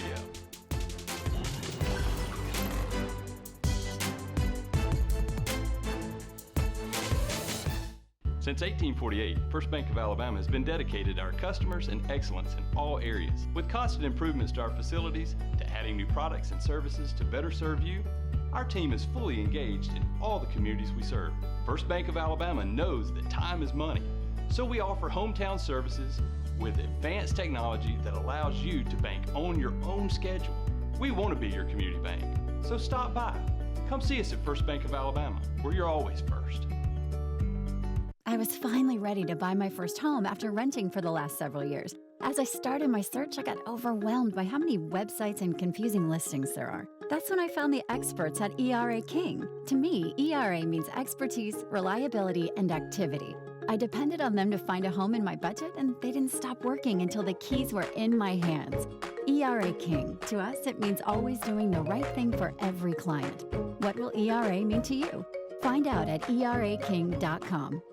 It's a new day here at Team 1 Chevrolet in Gadsden, and right now it's Truck Month. New Silverados, 20 and 21 models are here. How about this? Come in, make your best deal on a new Silverado. Then grab $5,000 in customer cash on top of the huge discount. At Team 1 Chevrolet of Gadsden, Truck Month means the best price of the year. It's a new day at Team 1 Chevrolet of Gadsden, home of the best people, the best service, period. This holiday season, visit Festival of Lights in Oxford, Alabama for an unforgettable drive-through family-friendly light show. Enjoy the twinkly lights, visit with Santa, go ice skating, and more. Tickets on sale now at oxfordlights.com. Hot under the collar because your basement is full of water? Ox Foundation Solutions has the expertise and the know-how to repair cracks, wet basements and crawl spaces, and uneven floors in your home. It's time to get strong. oxstrong.com. Looking live inside the Garrett Coliseum in Montgomery. That's every high school head football coach in the state of Alabama that's team has made the state playoffs. 208 of those coaches gathered together for their meeting in Montgomery, getting ready to launch the Class 1A through 7A Alabama High School Athletic Association State Football Playoffs. And this is the Bracket Reveal Show. Pleased for the second year in a row, Tommy Wood, to bring you this Bracket Reveal Show live on what I call Playoff Saturday here on WOTM. Well, I'm telling you, it's an exciting time for all the coaches that are there. It's an exciting time for us as football fans to get an opportunity to see what matchups are going to take place in Week 1. And it really gets down to the nitty-gritty right here today. We talk about who's hosting, who's traveling, some of the key matchups. So a lot of information coming your way, and this has been a blast so far, and I know it's going to continue as we take a look at more brackets. And we'll start off with our look at Class 7A. And Class 7A, this is, again, only 4 rounds of playoffs in 7A instead of 5, like in Classes 1A through 6A. So the matchups that are coming up next week and what amounts to the equivalent to the second round of the other classifications. In the South, we have Enterprise traveling to Mobile County to face Theodore, Fairhope, and Central Phoenix City. That is also a top 10 matchup in 7A in the first round. That will be over at Phoenix City. The Baker Hornets come up from Mobile. They'll travel to Auburn to Duck Sanford Stadium to take on a very good Auburn Tiger team. Prattville going to Daphne. I think that's another phenomenal first-round matchup down in Baldwin County at Daphne. That's the South in 7A. North in 7A, the Grissom Tigers of Huntsville. They have the unenviable task of going to Alabaster to take on defending state champion, 10-0, number 1 ranked, the Thompson Warriors. The game you'll see right here on WOTM. Live on Friday night at 7, Hewitt-Trussville, the number 3 ranked team in the state in 7A, traveling to take on number 10, James Clemens. The Jets hosting that game at Madison City Stadium, live right here on WOTM on Friday night. The other 2 games in the North bracket, Oak Mountain traveling to Decatur to take on Austin. That'll be a great game in 7A. And the Sparkman Senators come into Hoover to take on perennial power, the Hoover Buccaneers. Let's move to Class 6A. Taking a look at the south part, you got Wetumpka at Region 2 champion Opelika. Also, there's McGill-Toolen, as they will be on the road. Very unusual for McGill-Toolen to be on the road in the first round of the playoffs, but they will be at Hillcrest, Tuscaloosa. Leah Montgomery travels to Pelham, who ends up winning Region 3, so a very good year there for the Panthers. Northridge will be at Region 1 runner-up Saraland. Also, you got McAdory traveling to Spanish Fort. The Helena Huskies welcome in Carver Montgomery. Blunt, as the Leopards, will travel to Hueytown. Also, Stanhope Elmore will be at Eufaula. Pinson Valley welcomes in Lee Osmond and the Arabian Knights. Also, you've got Shades Valley at Coleman. The Oxford Yellow Jackets stay the top Class 6A most of the year. They're only lost to Thompson, as they will welcome in Minor. Hartselle goes to Briarwood Christian. Muscle Shoals travels to second-ranked Mountain Brook. Fort Payne will welcome in Gardendale. Very interesting matchup there. Athens will host Homewood, and Southside Gadsden goes to Clay Chalkville. In Class 5A in the South, Shelby County of Columbiana, a team that had a big win last night against Talladega. They will travel to Pike Road in the first round. Defending 4A state champion UMS Wright Prep of Mobile, they come up to Elmore County to Deatsville to take on the Hopeful Bulldogs. The Rehoboth Rebels, right outside of Dothan, they make a long journey cross state over to Demopolis to face the Tigers. Sylacauga goes to Mobile, taking on Faith Academy. Talladega, just up the road on Highway 21, they also will make the long road trip to Mobile to face the St. Paul's Episcopal Saints, the number 2 ranked team in the ASWA poll in Class 5A. The Carroll Eagles travel from Ozark over to Selma to take on the Saints. Satsuma Gators, they are 0-5. They've never won a playoff game in school history. They'll try to get their first one on the road against two-time defending state champion Central of Clay County at Volunteer Stadium in Clay County next week. Also in the South, Marbury goes to Andalusia. In the North, the West Point Warriors come to Lou Scales Stadium at Death Valley in Alexandria to face the Valley Cubs. The A.H. Parker Thundering Herd, they go up to Limestone County to Capshaw to face the East Limestone Indians. Hayden goes to Guntersville. Not a very far trip there, just the next county over, from Blount County up to Marshall County. Mae Jemison coming from Huntsville down to Pleasant Grove to take on the runner-up from last year in Class 5A, the Pleasant Grove Spartans. Lawrence County Red Devils, they have to go in and take on the number 1 team in the state, the Ramsey Rams, in Birmingham next week. Center Point travels to Coleman County to face Fairview. Fairfield goes to Russellville to take on the Golden Tigers, and the Boaz Pirates will be at Homer Smiles Field in Leeds to take on a pretty good Leeds Greenway team. Taking a look at the Class 4A bracket, first off in the South, West Blockton will travel to Alabama Christian. Jackson makes the long trek to Jacksonville to take on Clint Smith and the Golden Eagles. Also, Geneva will be at top-ranked American Christian. Cherokee County on the road at Mobile Christian, so a good little road trip there as well. The Anniston Bulldogs will journey down to Williamson. Also, you got Dale County at Bibb County. Viger comes to Roanoke to take on the Hanley Tigers. Montevallo at St. James. Randolph will be at Etowah. Also, you got Haleyville at Central Florence. Madison Academy won Region 7, so they will host Dora. Dashler will travel to Northside. Brooks at Gordo. Also, you've got Aniana at Madison County. Hamilton travels to West Limestone. And North Jackson at Good Hope. In Class 3A, the Southside Panthers of Selma, they will go the long road trip down to the Florida line to take on the Slocum Red Tops. Flomaton comes to Montgomery to take on Trinity Presbyterian. Providence Christian of Dothan, they will come up 231 to Montgomery Academy to take on the Montgomery Academy Eagles. Pike County, the Bulldogs, going to Evergreen to take on Hillcrest. It will be Dadeville at Bruton against the T.R. Miller Tigers. Wicksburg goes to Thomasville. Also, Bayside Academy, they also come to Montgomery to take on Montgomery Catholic. And we'll have Greensboro traveling to Opp to face the Bobcats. In the North, the Sylvania Rams go cross-state to take on Winfield.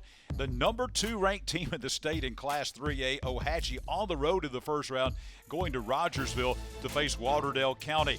Oakland comes to number 1 and defending 2A state champion 5, who moved up to 3A this year.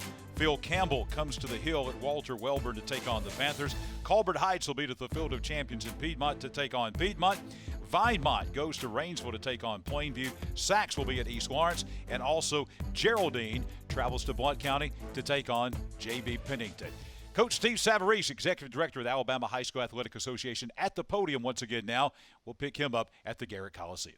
Over that amount, which really comes closer to 40%, any numbers over that amount will be deducted from your capacity. So if you got 300 band members, you're just going to lose 200 off of whatever your allotment of tickets is, because 100 of them will be allowed within your allotment. Thank you for going over that, Alvin. All right, contest completion policy.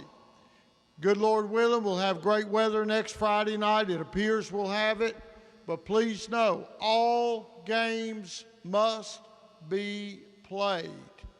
If you cannot play due to COVID, same policy we followed all year, letter from your superintendent, you will then be eliminated from the playoffs. If you do not meet your Friday night at 7 o'clock start time, your team is eliminated, as we will have one team eliminated for the first round this week.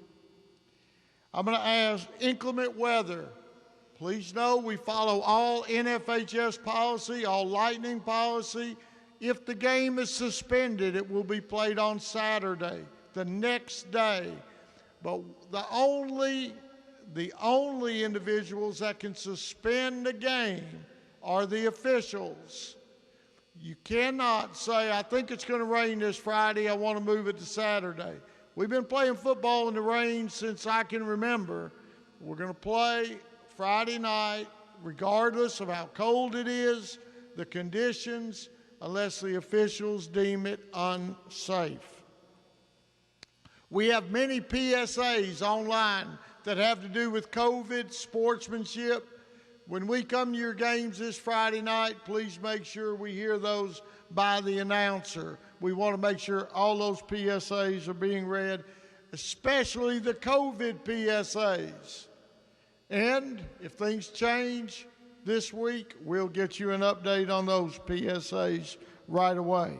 We will continue to meet at 9 o'clock, the next 3 meetings. We'll meet here at Garrett Coliseum unless the order changes and we can socially a different way. We have a page that we ask you to put in your programs regarding the overtime procedure. All of you are familiar with our overtime procedure.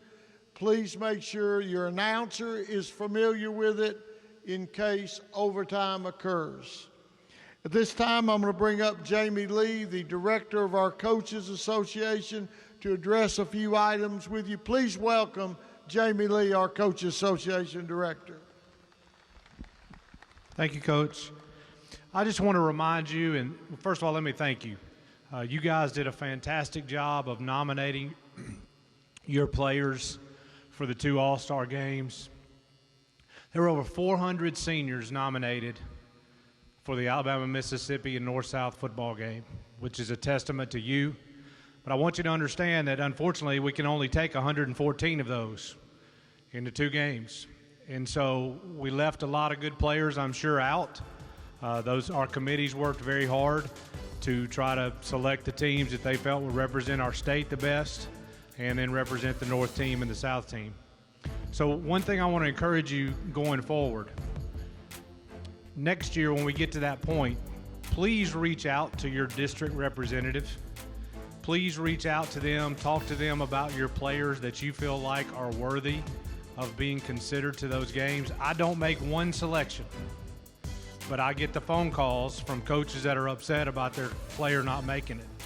And that's fine, I understand that. But please do your diligence to promote your young man if you feel like they're worthy of being selected to the Alabama-Mississippi team or the North-South team. And along those lines, if you feel like maybe we need to consider, the football committee needs to consider making a change to a rule in the game or how the team's selected or whatever, again, I would encourage you to reach out to your district rep before we meet in January so we can talk about the game. The Alabama-Mississippi game will be played here in Montgomery at the Crampton Bowl on Saturday, December the 12th. It'll be a 12 noon kickoff, and so I can't encourage you enough to come support the game and support the players in our state. As we take on Mississippi, we've lost 3 years in a row to them, and so we want to make sure we try to stop that this year. I want to congratulate Coach Mask, Steve Mask from St. Paul, from being our head coach. He's got a great staff, and I know they'll do a great job. Then the following week, again, on recommendation of the football committee, last year, the following week on Friday, December the 18th, we will play the North-South game at South Alabama. We have signed a 3-year contract with the city of Mobile in South Alabama to play that game there. So we're very excited about having those two teams, those two games back-to-back. And again, I would encourage you to support those two games. If you have any concerns or need anything, please don't hesitate to reach out to me. I want to thank you for what you do. I really appreciate it, and good luck in the playoffs. Thank you, Jamie. This year, we're very thankful for our sponsor, Alpha, that we have an Alpha Game of the Week. Alpha will be contacting your school along with Night Edie, one of our partners, so they can present you with a plaque for your school for the Alpha Game of the Week. But you will be contacted once they choose that game. We have photo information online. Next week, we'll put PSAs on our website for Veterans Day. We ask all of you to honor our veterans next week, as a week from Wednesday is Veterans Day, so we ask you to do that. And more comments from Coach Steve Savarese, Executive Director of the Alabama High School Athletic Association there in Montgomery at the Garrett Coliseum. And we'll tell you that both of the games he mentioned there, both those All-Star games, the North-South All-Star game in Mobile and the Alabama-Mississippi All-Star Classic in Montgomery, both of those games also live right here on WOTM.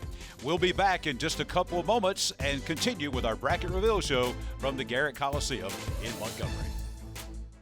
Hot under the collar because your basement is full of water? Call a local company you can trust. Ox Foundation Solutions. We use the most advanced water management system to stop water from invading your basement for good. Things feeling a little uneven at home? Ox Foundation Solutions will fix your uneven concrete sidewalk, driveway, or basement in no time. Ox Foundation Solutions has the best plan to keep your home safe. If you are experiencing any issues with your sidewalks, basement, crawl space, or foundation, get a free estimate from Ox Foundations. WOTM is the television provider for all Alabama High School Athletic Association championship events and special programs. WOTM is your home for the Super 7 football, state finals basketball, baseball and softball state championships, the AHSAA weekly show, and WOTM also produced the first ever football playoff show, Super 7 preview show, and reclassification reveal show. Your exclusive home for all things AHSAA is WOTM. Contact your local cable provider to request WOTM to your channel lineup. Since 1848, First Bank of Alabama has been dedicated to our customers and excellence in all areas. With constant improvements to our facilities, to adding new products and services to better serve you, our team is fully engaged in all the communities we serve. First Bank of Alabama knows that time is money, so we offer hometown services with advanced technology that allows you to bank on your own schedule. We want to be your community bank, so stop by. Come see us at First Bank of Alabama, where you're always first.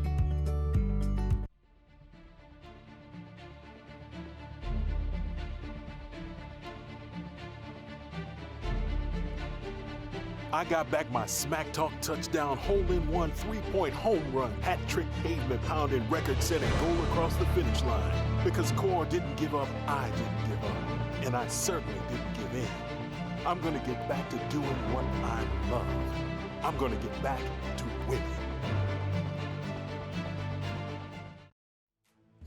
Year number 2 of WOTM bringing you live coverage of the Bracket Reveal at the Garrett Coliseum in Montgomery with the Alabama High School Athletic Association. I like to call it Playoff Saturday because this is the Saturday that kicks off the AHSAA state playoff brackets. And this is basically what we have going on is everybody in the state of Alabama, every coach of every team that's in the playoffs. Tommy Wood is in Montgomery. Mandatory. They got to be there. They don't have a choice. They're in Montgomery getting the instructions. You see the detailed instructions they're getting from all the folks, Jamie Lee, Alvin Briggs, Steve Savarese, Ron Ingram, all hitting them with a ton of information about playoff games next week. Well, and the thing about it, too, a lot of these coaches have been there a lot of years and have been in the playoffs, but so many things are different. I hope they're all taking notes because there has been a lot of information that has been given there. And, you know, we talked about it a little bit during the break. A lot of these coaches coached last night, got back probably cleaned up in their locker room, and it's probably 1 o'clock before they get finished. Sometimes it may have been later. And then they have to travel to Montgomery this week. Some of them have driven quite a ways to get there. So a lot of us that may not understand everything that a head coach goes through, maybe we're giving you a glimpse of that today. Much respect to our high school football coaches and administrators. They're not just there on Friday night sitting there drawing up plays, calling a pass play or a run play and making those decisions. That's really, Tommy, a very small part of what high school coaches do. You got a glimpse today of what their world is like and so many things they have to deal with that have nothing to do with the X's and O's and drawing up plays and looking at film. That's a big part of it, but there's so much more that goes along with that. Well, I mean, you've heard them get the explanations on tickets and how they came to the conclusion of how many people could come to the games. You've heard them talk about radio stations, a lot of things that these coaches are going to have to bring back to their communities and relay it to the proper folks because this has to be followed pretty much to the T. So it's going to be a very interesting part that the coaches have to do. They've got to bring this information back and make sure everybody knows it. And I think that hopefully there may be some folks out there watching in these school administrations that did not go to Montgomery. They're checking this out today. So maybe we're able to give you a glimpse of some things you're going to have to do between now and next Friday. Not only Steve Savarese and Alvin Briggs and Ron Ingram and Jamie Lee, but now Mark Jones, Director of Officials for the AHSAA Athletic Association. He's at the podium right now. Person crew or a 7-person crew. The default is 7, so if the two of you do not agree, it will be 7.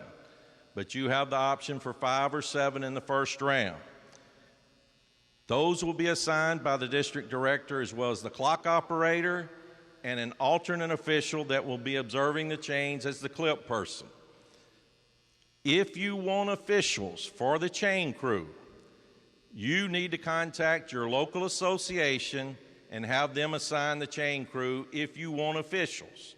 You also can use the same people that have been doing it all season long. That's the reason we have the alternate official, the clip person, to monitor the chain crew on that sideline if you want to use the same people that you have been using. Play clock operator. If you've got someone that is a certified clock operator that can keep it, that's fine. You can continue to do that. If you want an official for the play clock operator, again, you contact your local association and they will assign the play clock operator. The game clock will be assigned by the district director as part of the crew. All of the crew, one of the great things about Dragonfly is you'll be able to see the entire crew that's assigned. You'll have their name, their email address, and phone numbers of the entire crew in Dragonfly. They'll also have the same information on the coaches and the ADs so that you can have easy contact.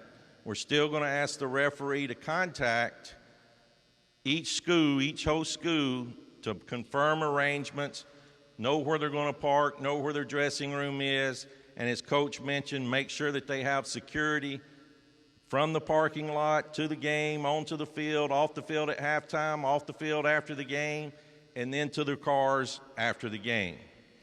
You need to have someone at your school, an administrator, someone that's going to be responsible for the officials and have them get in touch with the officials and they be their liaison during the game. Make sure that dressing area that they have is one that they can social distance, it's clean, and that they have showers. Mark Jones, Director of Officials for the Alabama High School Athletic Association. And again, I think that's a great example, Tommy, of what we just talked about. The level of detail that these coaches are going to have to absorb. Now, they're not having to memorize necessarily all of this. There's a big, thick packet I've seen this. It's about this thick that all these coaches and administrators get that has a lot of this information in there. But you can see what a big responsibility your local high school head coach and principal has just to host one playoff game. Well, it's a honey-do list of all honey-do lists is what it is. I mean, pretty much you've got to go by all of this. It's a huge contract pretty much that says, hey, we've got to do all of these things. And, that's another area you're talking about, the chain gang. Do you go with the guys who've been doing it all year? Do you get the officials and pay them to come do it? More decisions that these guys and the administrators have to make. So, as you said, John, this meeting is to cross every T and dot every I and make sure that everyone is on the same page, and that's what they're doing this morning. And that's why this meeting will be one of the longer ones that they have to go through leading into the playoffs. It's got more people there. You got Garrett Coliseum. They're spread out. So a lot of this information they will cover this week, they may not have to cover in the next few, and the meetings will get smaller and shorter. So, you look at that, but this is where everybody's got to get out on the level playing field, and it's a really organization, a lot of housekeeping, a lot of logistics to work out, and as you said, just a lot of respect for these coaches that make this happen, not just show up on Friday night. And one important point is this is for the 1A and 2A schools. They have to do the same things that the 6A and 7A schools do. Sometimes those smaller schools don't have as much staff to do with that, but everything is exactly the same there. So very hard job that the folks have to do to put on these great events. These are events. These are, if you go to every community, every school, these high school football playoff games, Tommy, are the biggest events that they'll probably host on campus all year long. And in some places, it's the biggest event that will be held in that city or town all year long is a big football playoff game. Absolutely. And one thing we do want to mention once again, if you're just joining us, there are so many things that you need to be checking into if you're a fan this week, because buying tickets, it's not like it was in years past where you show up and decide to go at 6:45, show up just before 7, buy a paper ticket and walk in. You're going to have to find out the way that your school is handling this. It's all going to be digital. You have to order on the GoFan app. The schools will release a link on Sunday afternoons at 1 o'clock for that particular school. Visiting schools, you are limited a pretty good bit as far as folks that can come to the game. So you need to find out from your school this weekend when to get your tickets, how to get your tickets, and go ahead and get them because this is going to be different than any playoff you've been to before. Well, we talked about small schools, big schools. We've been running through the brackets once again. We left off in Class 2A, so we're going to go to the Class 2A bracket now, take you through that and take you through Classes 2A and Class 1A as we start taking a look at some of the smaller schools in Alabama. And we'll begin in Class 2 as we're working downward this time. You've got Thorsby playing at Abbeville. Also, St. Luke's Episcopal of Mobile was supposed to come to Legion Stadium in Sylacauga to play B.B. Comer.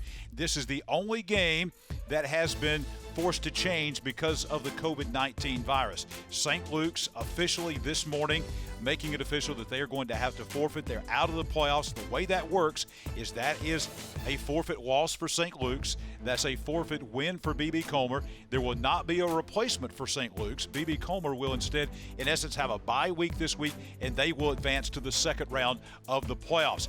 Arrington goes to Isabella. Randolph County, great matchup going to Grove Hill to face Clark County. Lafayette at Leroy, that could be a great game. Geneva County of Hartford taking on Highland Home. J.U. Blackshear of Uri comes to Lynette to face the Panthers at Morgan Washburn Stadium. Your defending 1A champion moving up to Class 2A. Final game in the South, Luverne at Skipperville to take on the GW Long Rebels. In the North, the Tanner Rattlers come to take on a very underrated Spring Garden team.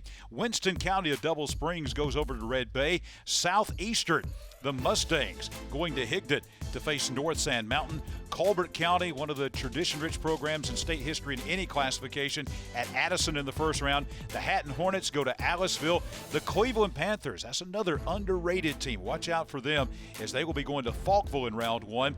Lamar County of Vernon travels up north to Florence to take on Mars Hill Bible, a team that was in the Class 1A playoffs last year, moving up to Class 2A. And the Section Lions, they will be roaring into Rainbow City at Jack Osborne Memorial Stadium to take on the Westbrook Christian Warriors, and that is Class 2A. So let's move now to Class 1A. Taking a look at the south half of the bracket, you got J.F. Shields at Traditional powerhouse Sweetwater. Of course, Sweetwater, the Region 2 champions there and ranked number 4 in the state. Florala at Notasulga. Very interesting matchup there as that will take place on Friday. Marengo will be at Linden. Also, number 10, McKenzie welcomes in Lochapoka. Billingsley will travel to Brantley. Of course, Brantley, the number 1 team in Class 1A. Keith welcomes in Fruitdale. Sampson will be at Maplesville, another traditional power there. Also, Century Hayneville will be at Milry, and also Summerton Christian will be at Berry. Woodland travels to Waterloo. Also, you got Valley Head welcoming in Brilliant. R.A. Hubbard goes to Raglan. Hackleburg will be at Winterboro this Friday night, and Hubbardville goes to Cedar Bluff. Wadley travels to Decatur Heritage, the number 6 team in 1A, and also Woodville will be at Pickens County and take on the Tornadoes. And as we start talking about the state championship, we want to remind you WOTM is your exclusive TV home in the state of Alabama for the AHSAA championship events. All the championship events as we go through this 2021 school year. We're going to have them all here, including the Super 7 championships, and we'll have the road to the Super 7 here on WOTM beginning this coming Friday night. Our AHSAA statewide game of the week will be Hewitt-Trussville, number 3 in 7A, playing at number 10 7A James Clemens at Madison City Stadium. That game is live at 7 o'clock right here on WOTM. As we talked about, only 2 games in the state, I believe I'm correct in saying this, that in the first round feature top 10 matchups in the ASWA poll, and this is one of those. That's going to be a great one. Again, the Huskies taking on the James Clemens Jets. Should be a great matchup coming up on Friday. Again, we're having playoffs Saturday here on WOTM as we continue to set the table for the state playoffs in the AHSAA. Our coverage continues in just a moment right here on WOTM.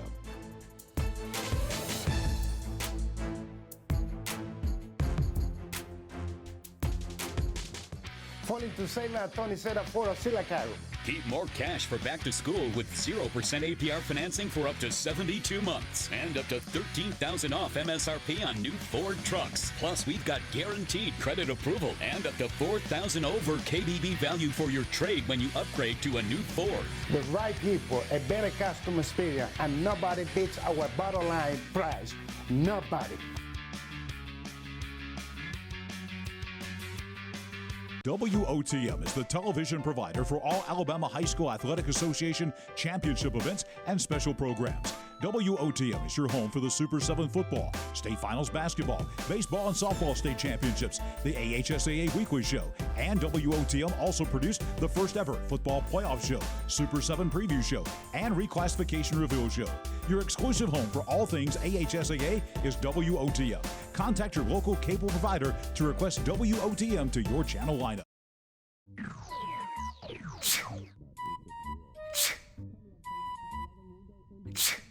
Home making you sick? Moisture and unsafe air from your crawl space can infiltrate your home, causing health hazards and high utility bills. Ox Foundation Solutions can remedy any mold or mildew problem in your home. It's time to get strong. How strong? Ox Strong. Get a free estimate from Ox Foundations. WOTM, your new home for high school sports in Alabama.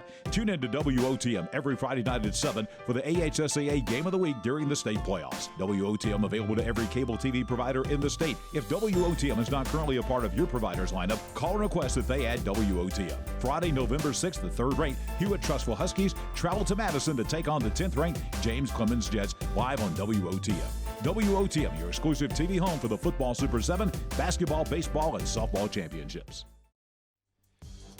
Playoffs Saturday continues. The 2020 bracket reveal show for the Alabama High School Athletic Association state football playoffs. We're going to take you back to the Garrett Coliseum in Montgomery. Steve Savarese is at the podium now and going to speak to all the folks down, all the coaches down in Montgomery. Just say agree or not agree. Where's Florala? Thank you, Coach. Region 3, place 1, Linden by percentage. Region 2, place 4, Marengo by percentage. Linden, you're the home team. Your recommendation?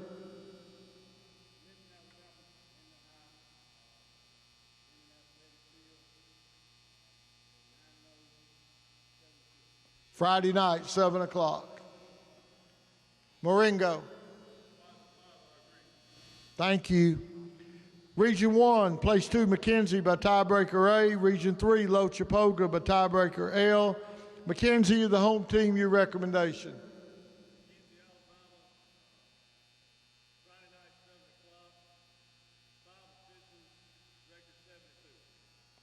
Lochapoka. Thank you. Region 1, place 1, Brantley by percentage. Region 4, place 4, Billingsley, tiebreaker A. Brantley, your recommendation.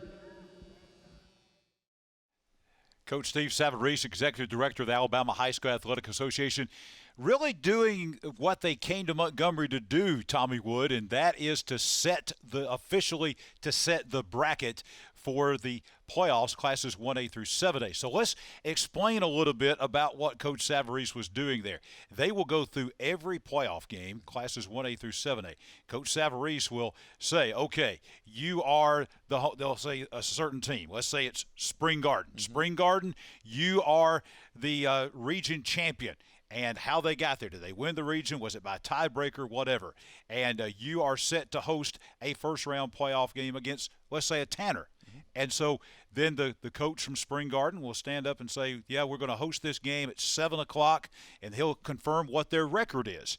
And so then Coach Savarese will then kick it back over to the coach at Tanner, and the coach at Tanner will say, we agree, we're going to come to Spring Garden, and we're going to play Friday night at 7 o'clock. And they will do that with every team or every game in the playoffs. Yeah, they make sure that everybody's on the same page. We all have the records intact. And, again, this is just a lot of the details that they have to go through, making sure that each one knows what stadium they're playing at, because a lot of teams share stadiums. They may have to make some adjustments there, or they may play at a bigger stadium, things like that. So they want to make sure that they've got the stadium right, they got the time right, and they're just they're making the date official. And that's when everybody is in agreement that, okay, this is when the game's going to play, and we will be there. And it just kind of – that's what they came to do after they get through all of the particulars there. And another important point is, Tommy, not all the time is it going to be Friday night at 7. Some schools share stadiums, right, and there may be, for whatever reason, there could be a circumstance where a game is going to be on Thursday night. As a matter of fact, I think we have a Thursday night game in the first round in Class 4A. Brooks traveling to Gordo. That game, I believe, is actually going to be a Thursday night game. Yeah, and I don't know the situation there of why it's going to be played on Thursday, but we did get word a little bit earlier that they are expecting that game to be moved to be a Thursday game. So some of those situations, like you said, they share stadiums, different things like that. And, you know, there have been times in the past where a certain stadium could not hold the necessary people, so they were able to move that to another location, maybe a couple of miles down the road at another school. I don't think with the restrictions this year that's going to come into play, but like you said, just the sharing stadiums, and right now what they're doing is just making sure everyone understands this is game time, this is where we're going to be. Yeah, exactly. You have teams that share Crampton Bowl in Montgomery, Ladd Peebles Stadium in Mobile, in Sylacauga and B.B. Comer, they share Legion Stadium, Madison City Stadium, where we'll be for our game of the week. That is shared, I believe, between James Clemens and Bob Jones, and they're both at home. They both can't play at the same time, and that's a lot of times where you get into the Thursday games. We're going to go through the brackets one more time with you, beginning in Class 1A. Again, this time we'll start with the smaller schools and go to the larger schools. In Class 1A, they're setting this officially right now, even as we speak, at the Garrett Coliseum in Montgomery. J.F. Shields of Beatrice traveling to take on the Sweetwater Bulldogs, a team that is not used to being in the playoffs, to be quite honest. J.F. Shields, and a team that is always there in Sweetwater. Florala, the Wildcats, going to Nolde-Sulga to take on the Blue Devils. The Marengo Panthers travel to Linden to face the Patriots. The Lochapoka Indians going down to McKenzie in Butler County to take on the Tigers.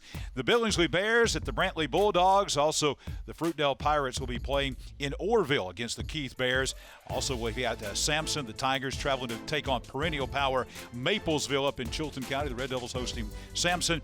And also Central Hayneville, another one of those teams that just not making this a team you don't see in the playoffs a whole lot. They will travel down to Washington County to take on Milry. In the north, Summerton Christian goes to Berry to take on the Wildcats. It'll be the Woodland Bobcats going as far north as you can go in Alabama, in the northwest to Waterloo to take on the Waterloo Cougars. Valley Head Tigers hosting the Brilliant Tigers. The Raglan Purple Devils at home against the R.A. Hubbard Chiefs coming down from Cortland. Hackleburg comes to Winterboro to face the Winterboro Bulldogs. Hubbardville goes to Cedar Bluff. Wadley goes to Decatur Heritage to face the Eagles in Decatur.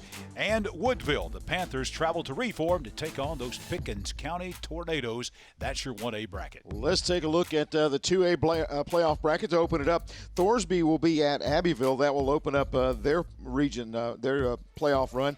St. Luke's Episcopal was scheduled to play BB Comer. St. Luke's has a COVID situation there, so they have already announced a forfeit. They will move on.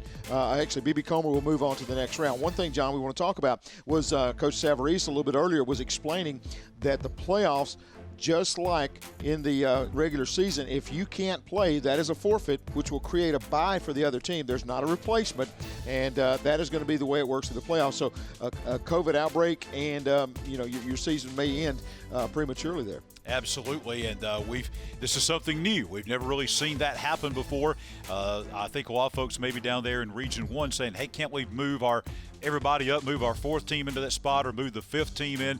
That's not the way it works. It's actually a forfeit. So BB Comer has an open date, and they'll move on to round 2. Also in the South brackets, you've got Ayrton taking on the Isabella Mustangs. Randolph County, the Tigers, ranked number 1 in the middle of the season, kind of stumbled down the stretch a little bit. They go to Clark County as they finish number 3 in Region 4. That is a top 10 matchup in round 1. Also, the Lafayette Bulldogs will be on the road taking on Leroy. Geneva County heads on down to Highland Home to take on the Flying Squadron. JU Blackshear will be at Lynette, who won Region 4. Also, Luverne, they will be on the road at GW Long. GW Long 7-1 on the year as they are the second team in Region 2. Tanner goes to Spring Garden. Of course, the Spring Garden team, number 6 in Class 2A and 8-1 on the year. Also, another interesting matchup next. You got Winston County at Red Bay, and Red Bay coming in 7-1. Winston County at 6-3. Southeastern taking on North Sand Mountain. North Sand Mountain 8-1 and Southeastern 6-3. Colbert County will travel to Addison to take on the Bulldogs. Hatton will be at Aliceville. You've got Cleveland on the road to Falkville. Mars Hill Bible, the top-ranked team in Class 2A, they welcome in Lamar County. And Section will take on Westbrook Christian. As we move to Class 3A, again, we'll begin in the South. The Red Tops of Slocum playing host to the Southside Panthers coming from Selma. The Flomaton Hurricanes blow into Montgomery to take on Trinity Presbyterian. Providence Christian comes up from Dothan to face the Montgomery Academy Eagles, also in Montgomery. Pike County Bulldogs traveling from Brundage over to Evergreen to take on the Hillcrest Jaguars. Dadeville, the Tigers, taking on another set of Tigers from T.R. Miller down in Bruton. Wicksburg's Panthers go to Thomasville to take on the Tigers. Bayside Academy, the Admirals, will sail up I-65 to Montgomery to face the Knights of Montgomery Catholic. Final game in the South, Greensboro Public, the Raiders going to opt to take on the Bobcats. In the North, the Sylvania Rams travel to Winfield to face the Pirates. The Ohatchee Indians go to Rogersville to take on the Lauderdale County Tigers. The Oatman Wildcats, they have a tough task going up to Sand Mountain to take on the number 1 ranked team, undefeated, and of course defending 2A champion, the Fife Red Devils. The Phil Campbell Bobcats come to the Hill at Walter Welborn and Anniston to face the Panthers. Colbert Heights, the Wildcats, they'll make the journey over to Piedmont to the Field of Champions to take on defending state champion, the Piedmont Bulldogs. The Vinemont Eagles coming in to Rainsville to take on the Plainview Bears. The Sax Wildcats go to Trinity to face the East Lawrence Eagles, and the Geraldine Bulldogs going down to Bluntsville to take on the J.B. Pennington Tigers. That's your 3A bracket. Moving on to Class 4A, we'll start with the South there, and West Blockton goes to Alabama Christian to open it up. Jackson will travel up to Golden Eagle Stadium to take on the Jacksonville Golden Eagles. Also, you've got Geneva at top-ranked American Christian. Cherokee County heads down to Mobile Christian. Also, the Anniston Bulldogs will be on the road at Williamson. Dale County travels to Bibb County. Viger and Hanley, very interesting matchup there at right field coming up on Friday. Montevallo on the road at St. James. Also, you got Randolph at Etowah. Haleyville travels to Central Florence. Madison Academy welcomes in Dora. Deschler will travel to Northside. Brooks and Gordo, we understand that is expected to be a Thursday night game. We'll get the official announcement later on, but that's what we expect there. Aniana will be at Madison County. Hamilton travels to West Limestone. And Good Hope welcomes in North Jackson. We move to Class 5A. One of the intriguing stories of the last couple of years in high school football in Alabama, by my estimation, has been the Pike Road Patriots. They will be at home hosting the Shelby County Wildcats. UMS Wright Prep out of Mobile, the Bulldogs, the three-time defending Class 4A state champions, moving up to Class 5A this year for the first time ever. And on the road in the first round as they will come up to Holtville to take on the Holtville Bulldogs. Also, Rehoboth, the Rebels, traveling to Demopolis to take on the Tigers. Sylacauga Aggies traveling from Talladega County all the way to Mobile to face the Faith Academy Rams, another Talladega County team, the Talladega Tigers. They go to Mobile to take on the St. Paul's Episcopal Saints. The Carroll Eagles of Ozark will go to Selma to face the Selma Saints. Satsuma Gators trying to get their first win ever in playoff in school history. They have the two-time defending state champions Central of Clay County on the road at Volunteer Stadium. Marbury Bulldogs, Battle of Bulldogs as they go to Andalusia. Then as we come to the north, the West Point Warriors will be at, they call it Death Valley. It's Lou Scale Stadium, Larry Ginn Field at Alexandria. West Point and the Alexandria Valley Cubs in the first round. The A.H. Parker Thundering Herd out of Birmingham taking on the East Limestone Indians up in Capshaw. Hayden Wildcats and the Gunnersville Wildcats will get it on at Chorley Stadium in Gunnersville on Friday night. May Jemison goes to Pleasant Grove. Also, the Lawrence County Red Devils come to Birmingham to take on the Ramsey Rams. Center Point Eagles going to Fairview to take on the Aggies up in Coleman County. Also, the Fairfield Tigers get the Golden Tigers of Russellville at Russellville up in northwest Alabama. And the Boaz Pirates and the Leeds Green Wave will meet at Homer Smiles Field in Leeds next Friday night. Checking out Class 6A, the home of the 12th man, Opelika and Bulldog Stadium. They welcome in Wetumpka to open up playoffs. McGill-Tulane on the road in round one. They travel to Hillcrest, Tuscaloosa. Lee Montgomery, they will be at the Pelham Panthers as Pelham wins Region 3. Northridge will be at Saraland. And also you got McAdory traveling to Spanish Fort. Helena, the Huskies will host Carver Montgomery. Hueytown, the Gophers welcome in Blunt as the Leopards will travel to take on the Gophers. And Stanhope Elmore goes to Eufaula. Interesting matchup here as Arab will be at Pinson Valley. Pinson Valley won Region 6. Also you got Coleman, number 2 out of Region 8. They will host Shades Valley. The Oxford Yellow Jackets welcome Minor to Lamar Field. Briarwood Christian, another good matchup here as they will host Hartselle in round 1. Muscle Shoals goes to number 2 Mountain Brook. Fort Payne welcomes in Gardendale. Homewood at Athens. And Southside Gadsden on the road to take on Clay Chalkville. As we told you, in Class 7A, only 4 rounds instead of 5, so not as many games in the South. Enterprise, this is a team, Tommy, you mentioned it, they may be the dark horse team. If you're looking for a team that could pull a first-round upset and maybe pull a couple of rounds of upsets, Enterprise going to Theodore to take on the Bobcats in the first round. A top 10 matchup as well here. Fairhope going to Central Phoenix City to take on the Red Devils. The Baker Hornets from Mobile traveling to Auburn to take on the Tigers at Duck Sanford Stadium. Great game here. Prattville Lions going to Daphne to face the Trojans. That's the South bracket. In the North, the Grissom Tigers from Huntsville coming down I-65 to Alabaster to take on the number 1 ranked and defending state champion, the Thompson Warriors, who are number 1 in the state of Alabama. And here's the game you'll see right here on WOTM Friday night live at 7 from the Madison City Stadium in Madison. It will be number 10, James Clemens, the Jets, hosting the Hewitt-Trustville Huskies, the number 3 team in the state. A great 7A matchup in the first round live right here on WOTM. Also, the Oak Mountain Eagles travel to Austin in Decatur to take on the Black Bears. And the final game in Class 7A will be the Sparkman Senators and the Hoover Buccaneers. That game will be at Hoover coming up on Friday night. And that's the 1A through 7A brackets here. Also want to remind you, Tommy Wood, every game of the Super 7, you're worried about, I don't know if I'm going to be able to go this year. I'm kind of maybe worried about the coronavirus and all the things that are going on, weather, any of that. Listen, if you can't make it for whatever reason, right here we've got you covered on WOTM. Every state championship game, all 7 from Wednesday night to Friday night, we've got them all right here live on WOTM. Yeah, that's the way it's going to be, and we are the home for the AHSAA championship events. And let me tell you once again, if you are sitting here and you're watching this program and you know of folks that are in that query where they cannot decide if they can go, don't know if they can get tickets, and they're just trying to decide, the best thing you can do for them right now is call that cable company and call the provider and say, look, it is time to put on WOTM. We've got to have a way to watch these championships because we want to make sure that everybody in the state of Alabama has an opportunity to watch these student athletes get out and do what they love to do, and that's play the game of high school football, and we want to make sure that everyone has access to it. So please spread the word to all of the cable companies and say now is the time. Is there any way we can add it? I'm sure we can find out a way to make sure that we cover every household in the state of Alabama. AHSAA Executive Director Steve Savarese is still setting the bracket down at the Garrett Coliseum in Montgomery. We'll be back with more coverage right here on WOTM.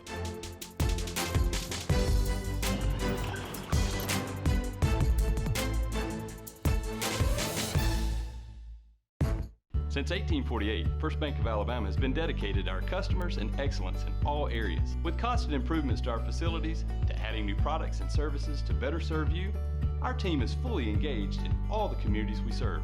First Bank of Alabama knows that time is money, so we offer hometown services with advanced technology that allows you to bank on your own schedule. We want to be your community bank, so stop by. Come see us at First Bank of Alabama, where you're always first.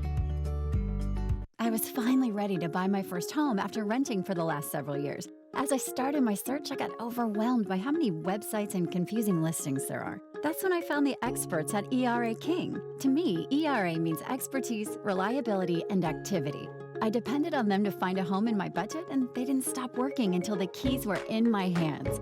ERA King. To us, it means always doing the right thing for every client. What will ERA mean to you? Find out at eraking.com. It's a new day here at Team 1 Chevrolet in Gadsden, and right now it's truck month. New Silverados, 20 and 21 models are here. How about this? Come in, make your best deal on a new Silverado. Then grab $5,000 in customer cash on top of the huge discount. At Team 1 Chevrolet of Gadsden, truck month means the best price of the year. It's a new day at Team 1 Chevrolet of Gadsden, home of the best people, the best service, period. This holiday season, visit Festival of Lights in Oxford, Alabama for an unforgettable drive-through family-friendly light show. Enjoy the twinkly lights, visit with Santa, go ice skating, and more. Tickets on sale now at oxfordlights.com. Hot under the collar because your basement is full of water? Ox Foundation Solutions has the expertise and the know-how to repair cracks, wet basements and crawl spaces, and uneven floors in your home. It's time to get strong. oxstrong.com. That is the Executive Director of the Alabama High School Athletic Association, Steve Savarese, officially setting the Alabama High School Athletic Association state football playoff brackets. This is our bracket reveal show live on WOTM. There at the Garrett Coliseum in Montgomery. Just a great day. We call it Playoff Saturday here, Tommy Wood on WOTM. Yeah, this is when football gets even better. I mean, you know, the regular season's great. Then when you get to this point, everybody starts to amp it up a little bit, and the next 5 weeks will be tremendous, and we're looking forward to it. And, you know, it just doesn't get any better than this, and this is high school football at its very best. I got to tell you, I got to be honest, this is my favorite time of year. I really love playoff time in high school football in the state of Alabama. And if you love high school football, it doesn't get much better than this in the first round, a very quality first-round playoff game, a top 10 matchup, as a matter of fact, live right here on WOTM Friday night at 7, Tommy. Number 3, Hewitt-Trussville. Number 10, James Clemens from Madison City Stadium in Madison, a top 10 matchup in Class 7A. Yeah, I mean, you look at Ox Foundations, they bring you a good game every week, and it's always such a blast. And you talk about Hewitt-Trussville, they're known for their offense. You look on the other side, the players that you've seen come out of James Clemens geared more for defense. So that's going to be a great matchup between two talented teams. So we'll kick things off with a great first-round matchup. And, of course, we're going to have every week we'll have a playoff game on that road to Bryant-Denny Stadium in Tuscaloosa and the Super 7 Championships. As we mentioned, every Super 7 game we begin on Wednesday night, as we will have the 7A Championship game on Wednesday, 3 games on Thursday, as we, I believe, have, 2A, 4A, and 6A, and then 1A, 3A, and 5A. That's coming up on Friday. So we've got all those games coming up for you here on WOTM. And it's not over. December's a packed month. That's the first week in December. Then we go into the next week, December 12th, Tommy, the Alabama-Mississippi All-Star Classic coming back to Alabama this year at the Crampton Bowl. And you talk about a talented team. When you look down that list, there are more stars than the Milky Way because you've got all these teams that have sent great players. A lot of colleges going to be tuned in, and we've lost 3 in a row to Mississippi. It's time to put a stop to that, but you can catch it all right here on WOTM. Kickoff at 12 noon from the Crampton Bowl in Montgomery. And then the next week, we're going to take you almost to Christmas time with great high school football here in Alabama. The North-South All-Star Football Game on the campus, a beautiful stadium on the campus of the University of South Alabama in Mobile with a North-South All-Star Football Game. And you heard Jamie Lee talk about it a little bit earlier. Over 400 players were nominated for the North-South and Alabama-Mississippi All-Star Game, and only you can take like 120 or whatever. But you look at it, this North-South All-Star team, I looked at the roster a little bit earlier last week. You talk about some talented players from throughout the state of Alabama. That is a loaded game as well, so that's going to be a fun one to watch too. You know, the Alabama-Mississippi All-Star Game is huge in its own right because that's state bragging rights. But if you go back through history, that game started in the 1980s. You go back even decades before that, the North-South All-Star Game is the oldest. And you go back to decades before the Alabama-Mississippi game came along, that was a really huge deal. It's still a huge deal now, but that used to be the only All-Star game that there was. So these are two really classic, great games, very prestigious games that we have here in Alabama. You know, and you talk about the North-South All-Star Game. These guys, when you look, there is SEC players headed to the SEC that are playing in that North-South All-Star Game. So this is not just, a junior high team getting out there and putting something together. There are explosive football players in that game. There's great size. And both of those weeks will be phenomenal games, and I can't wait to hopefully bring you those and be a part of it, just checking out some of those players. It starts next Friday night. We will have the road to Tuscaloosa beginning right here on WOTM every Friday night in the playoffs. We will have a playoff game for you. We will have the Super 7 championships at Bryant-Denny Stadium in Tuscaloosa. We'll have that Hewitt-Trussville-James Clemens game starting on Friday night right here on WOTM. A game every week here on WOTM, the Super 7 championships. Then we get into the Alabama-Mississippi All-Star Classic, the North-South All-Star Classic, all of that right here on WOTM. And coming up next on WOTM, we're going to bring a great game from last night up in Calhoun County, Alexandria and Piedmont. We're going to join the game in progress from Lou Scale Stadium at Death Valley in Alexandria. We'll bring you that game next coming here on WOTM, and we're going to basically bring you that game in progress. Here's Steve Savarese setting the bracket as we leave you on this playoff Saturday from the Garrett Coliseum in Montgomery.